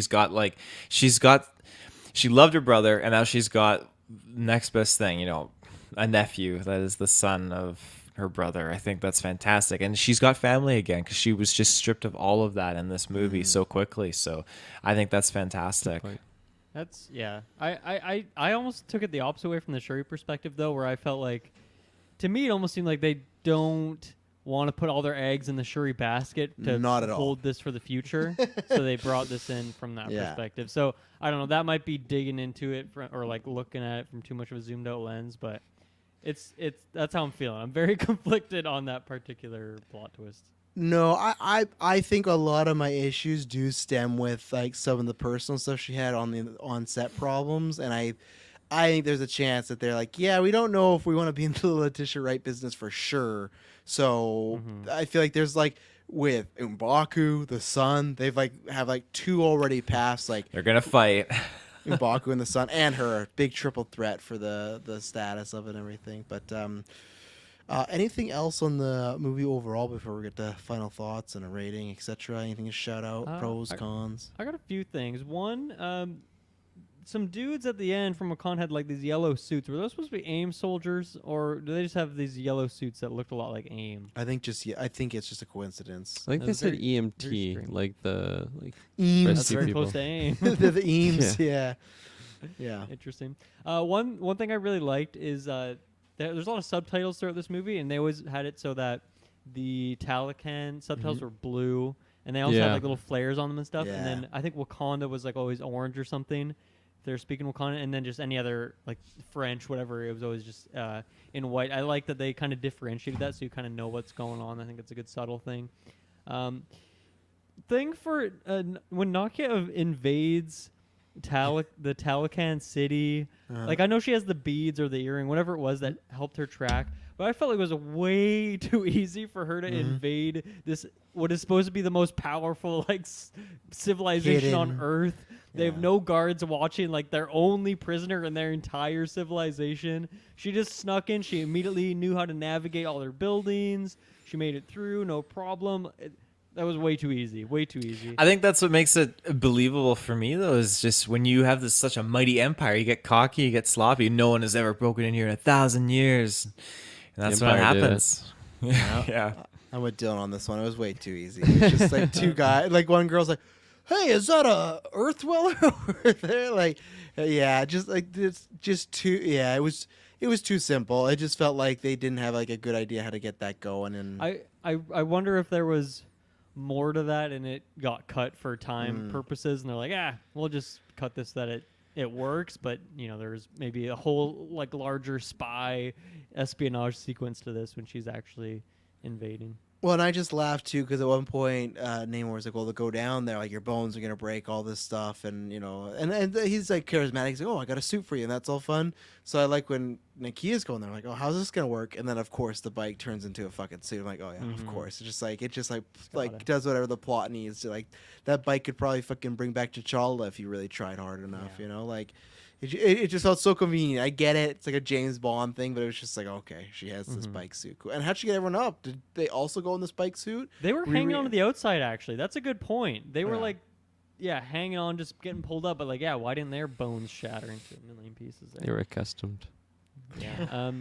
A couple other just weird, like, kind of nitpicky things, but I want to bring these up at least, which One very strange choice. I feel like there is 15 different locations this movie's in. It's obviously in Wakanda. We're in Talocan. We have, I don't know where that UN meeting is. We have multiple locations in the Geneva. U.S. We are in Haiti at some. We're in Mexico at one point. We're in the ancestral plane. Like there is so many different locations. Obviously, there's only the one time jump, I guess. But so many times a location will pop up on screen. I'm like, oh my god, what is this? The first like hour in particular, I felt like every scene we're in like a new country, new place. It was a bit intense for my liking, and a couple other just small things. So I felt like the pacing of Talocan conquers Wakanda essentially, like gets them to their heel and can put the killing blow. And then 1 they're week. like, yeah, 1 week I'm gonna come back. I'm gonna let you guys recoup. That was Which a is weird, very, very 'cause- strange choice for me. Like, a lot Yeah. of these times, these MCU or even just action movies in general, like the pacing of it, you're always gonna have some action sequence near the beginning. You're gonna have one in the middle, and then you're gonna have that finale one. I feel like they didn't have like a good way to go from that middle one to the ending one. No. That was a very weird, like seemed like kind of last minute decision. It also didn't really feel like it fit the characters for me. No. I thought that one was kind of puzzling. Well, it's weird because the whole thing to me was like, okay, we're gonna try and trust the Wakandans. We got to team up to them to take, work together or take out the Earth Dwellers. And then, they kill some people out there. The Queen tricked them, and he's sitting on his throne. I love it when he has the headdress, the headpiece, everything like that. He gives this whole speech about how he let the people down. It's not gonna happen. Wakanda's gonna kneel and everything. So I agree with you. It did not feel that he gave this whole pretty much to me rah rah we're gonna kill them speech to 1 week. This is your last chance and stuff. So I wish they would have figured out some better way of like some other Wakanda enforcers like retaliate. I don't know. So yeah, I felt it was a little too easy. It felt very plot armorish of like the villain has you dead to rights, but he has to go somewhere in monologue. And my last nitpicky point was they made a big huff in this particular sequence of the movie where they're like, oh, we got to retreat Wakanda. We're going to go up to the mountains.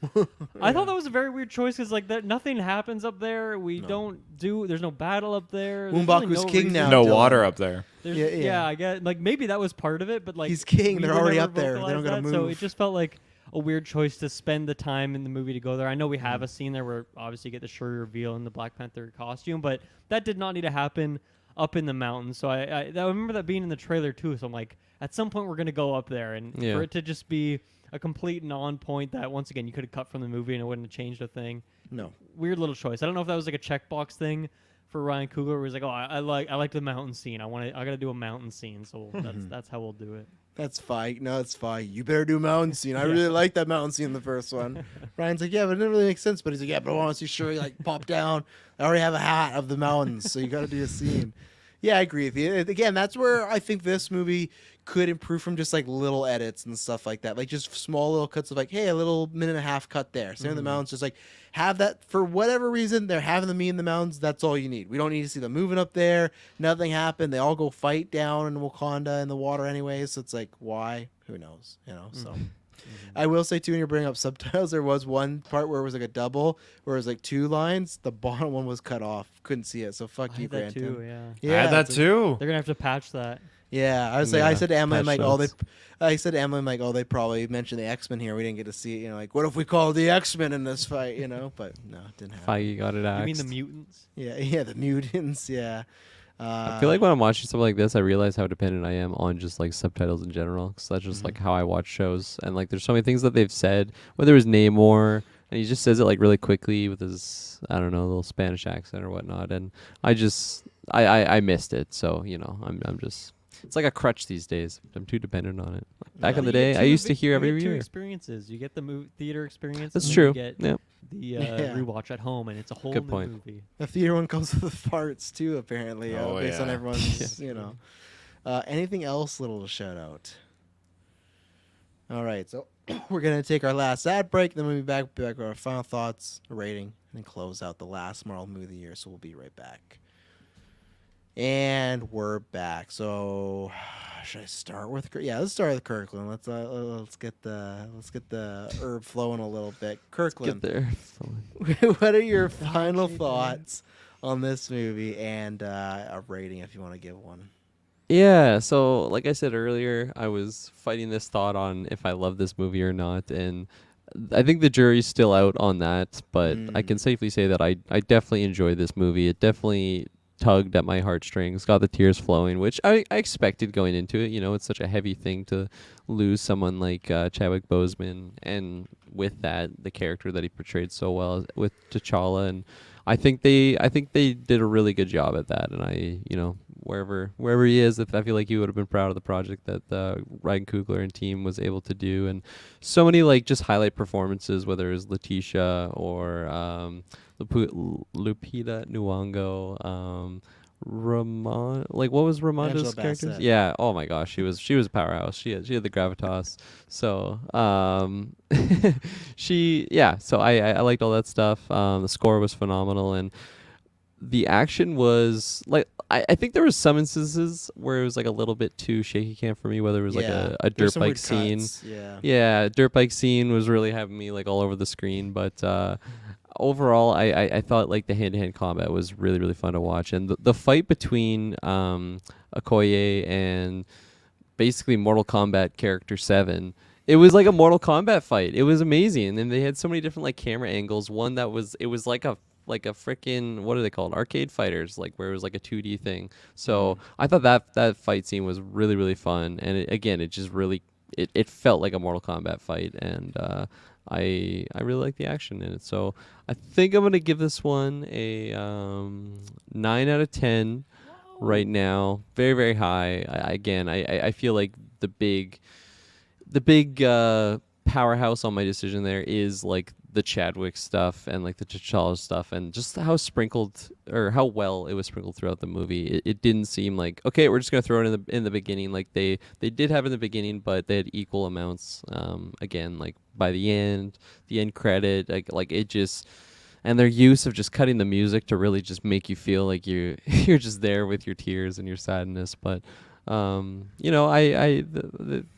I felt the grief, but I also felt like the optimism going forward for Wakanda and all those people. So yeah, I liked it. Thomas.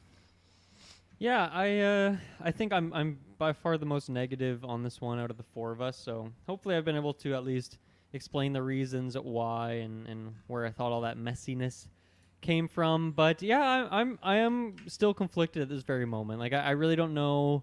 Soon enough, we are doing our ranking, and I really don't know, because right now I'm like guessing this is gonna be like my bottom 10. I don't know. I don't know how much it would climb, because I think there's too many errors in here, I think. And even though there is a couple of those moments that are very very strong and top tier, I just think the length of the movie and some of the crap that we have to take along the way in order to get to that stuff is going to make this one I think it's going to be a rough rewatch for me. Maybe if I'll like skip scenes or something like that, but I just don't think this is going to be one that I'm going to come back to, which for me and the MCU is actually something I look for in these movies opposed to other ones. They like MCU is just kind of like my comfort watch at this point. So I like to put things on even if I've seen them many times before. I don't think this will be one of them, but I'm curious to see where some of this stuff tracks in Golden Geeks and our ranking. I'm very curious where you guys put it there, but yeah, I think not my favorite.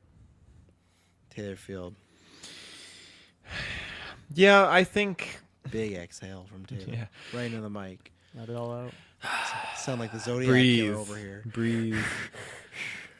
This movie, I think, is definitely, like I said at the beginning, it's on the more positive end of the spectrum for me. I went in not really sure what I was going to feel coming like out of the theater with, because I was like, it's tricky. You have the situation where your lead passes away and you have to continue on the story, and I feel like what they did with the story was really really good with how they intertwine like Chadwick's arc into this and just kind of picked up and carried on with Wakanda.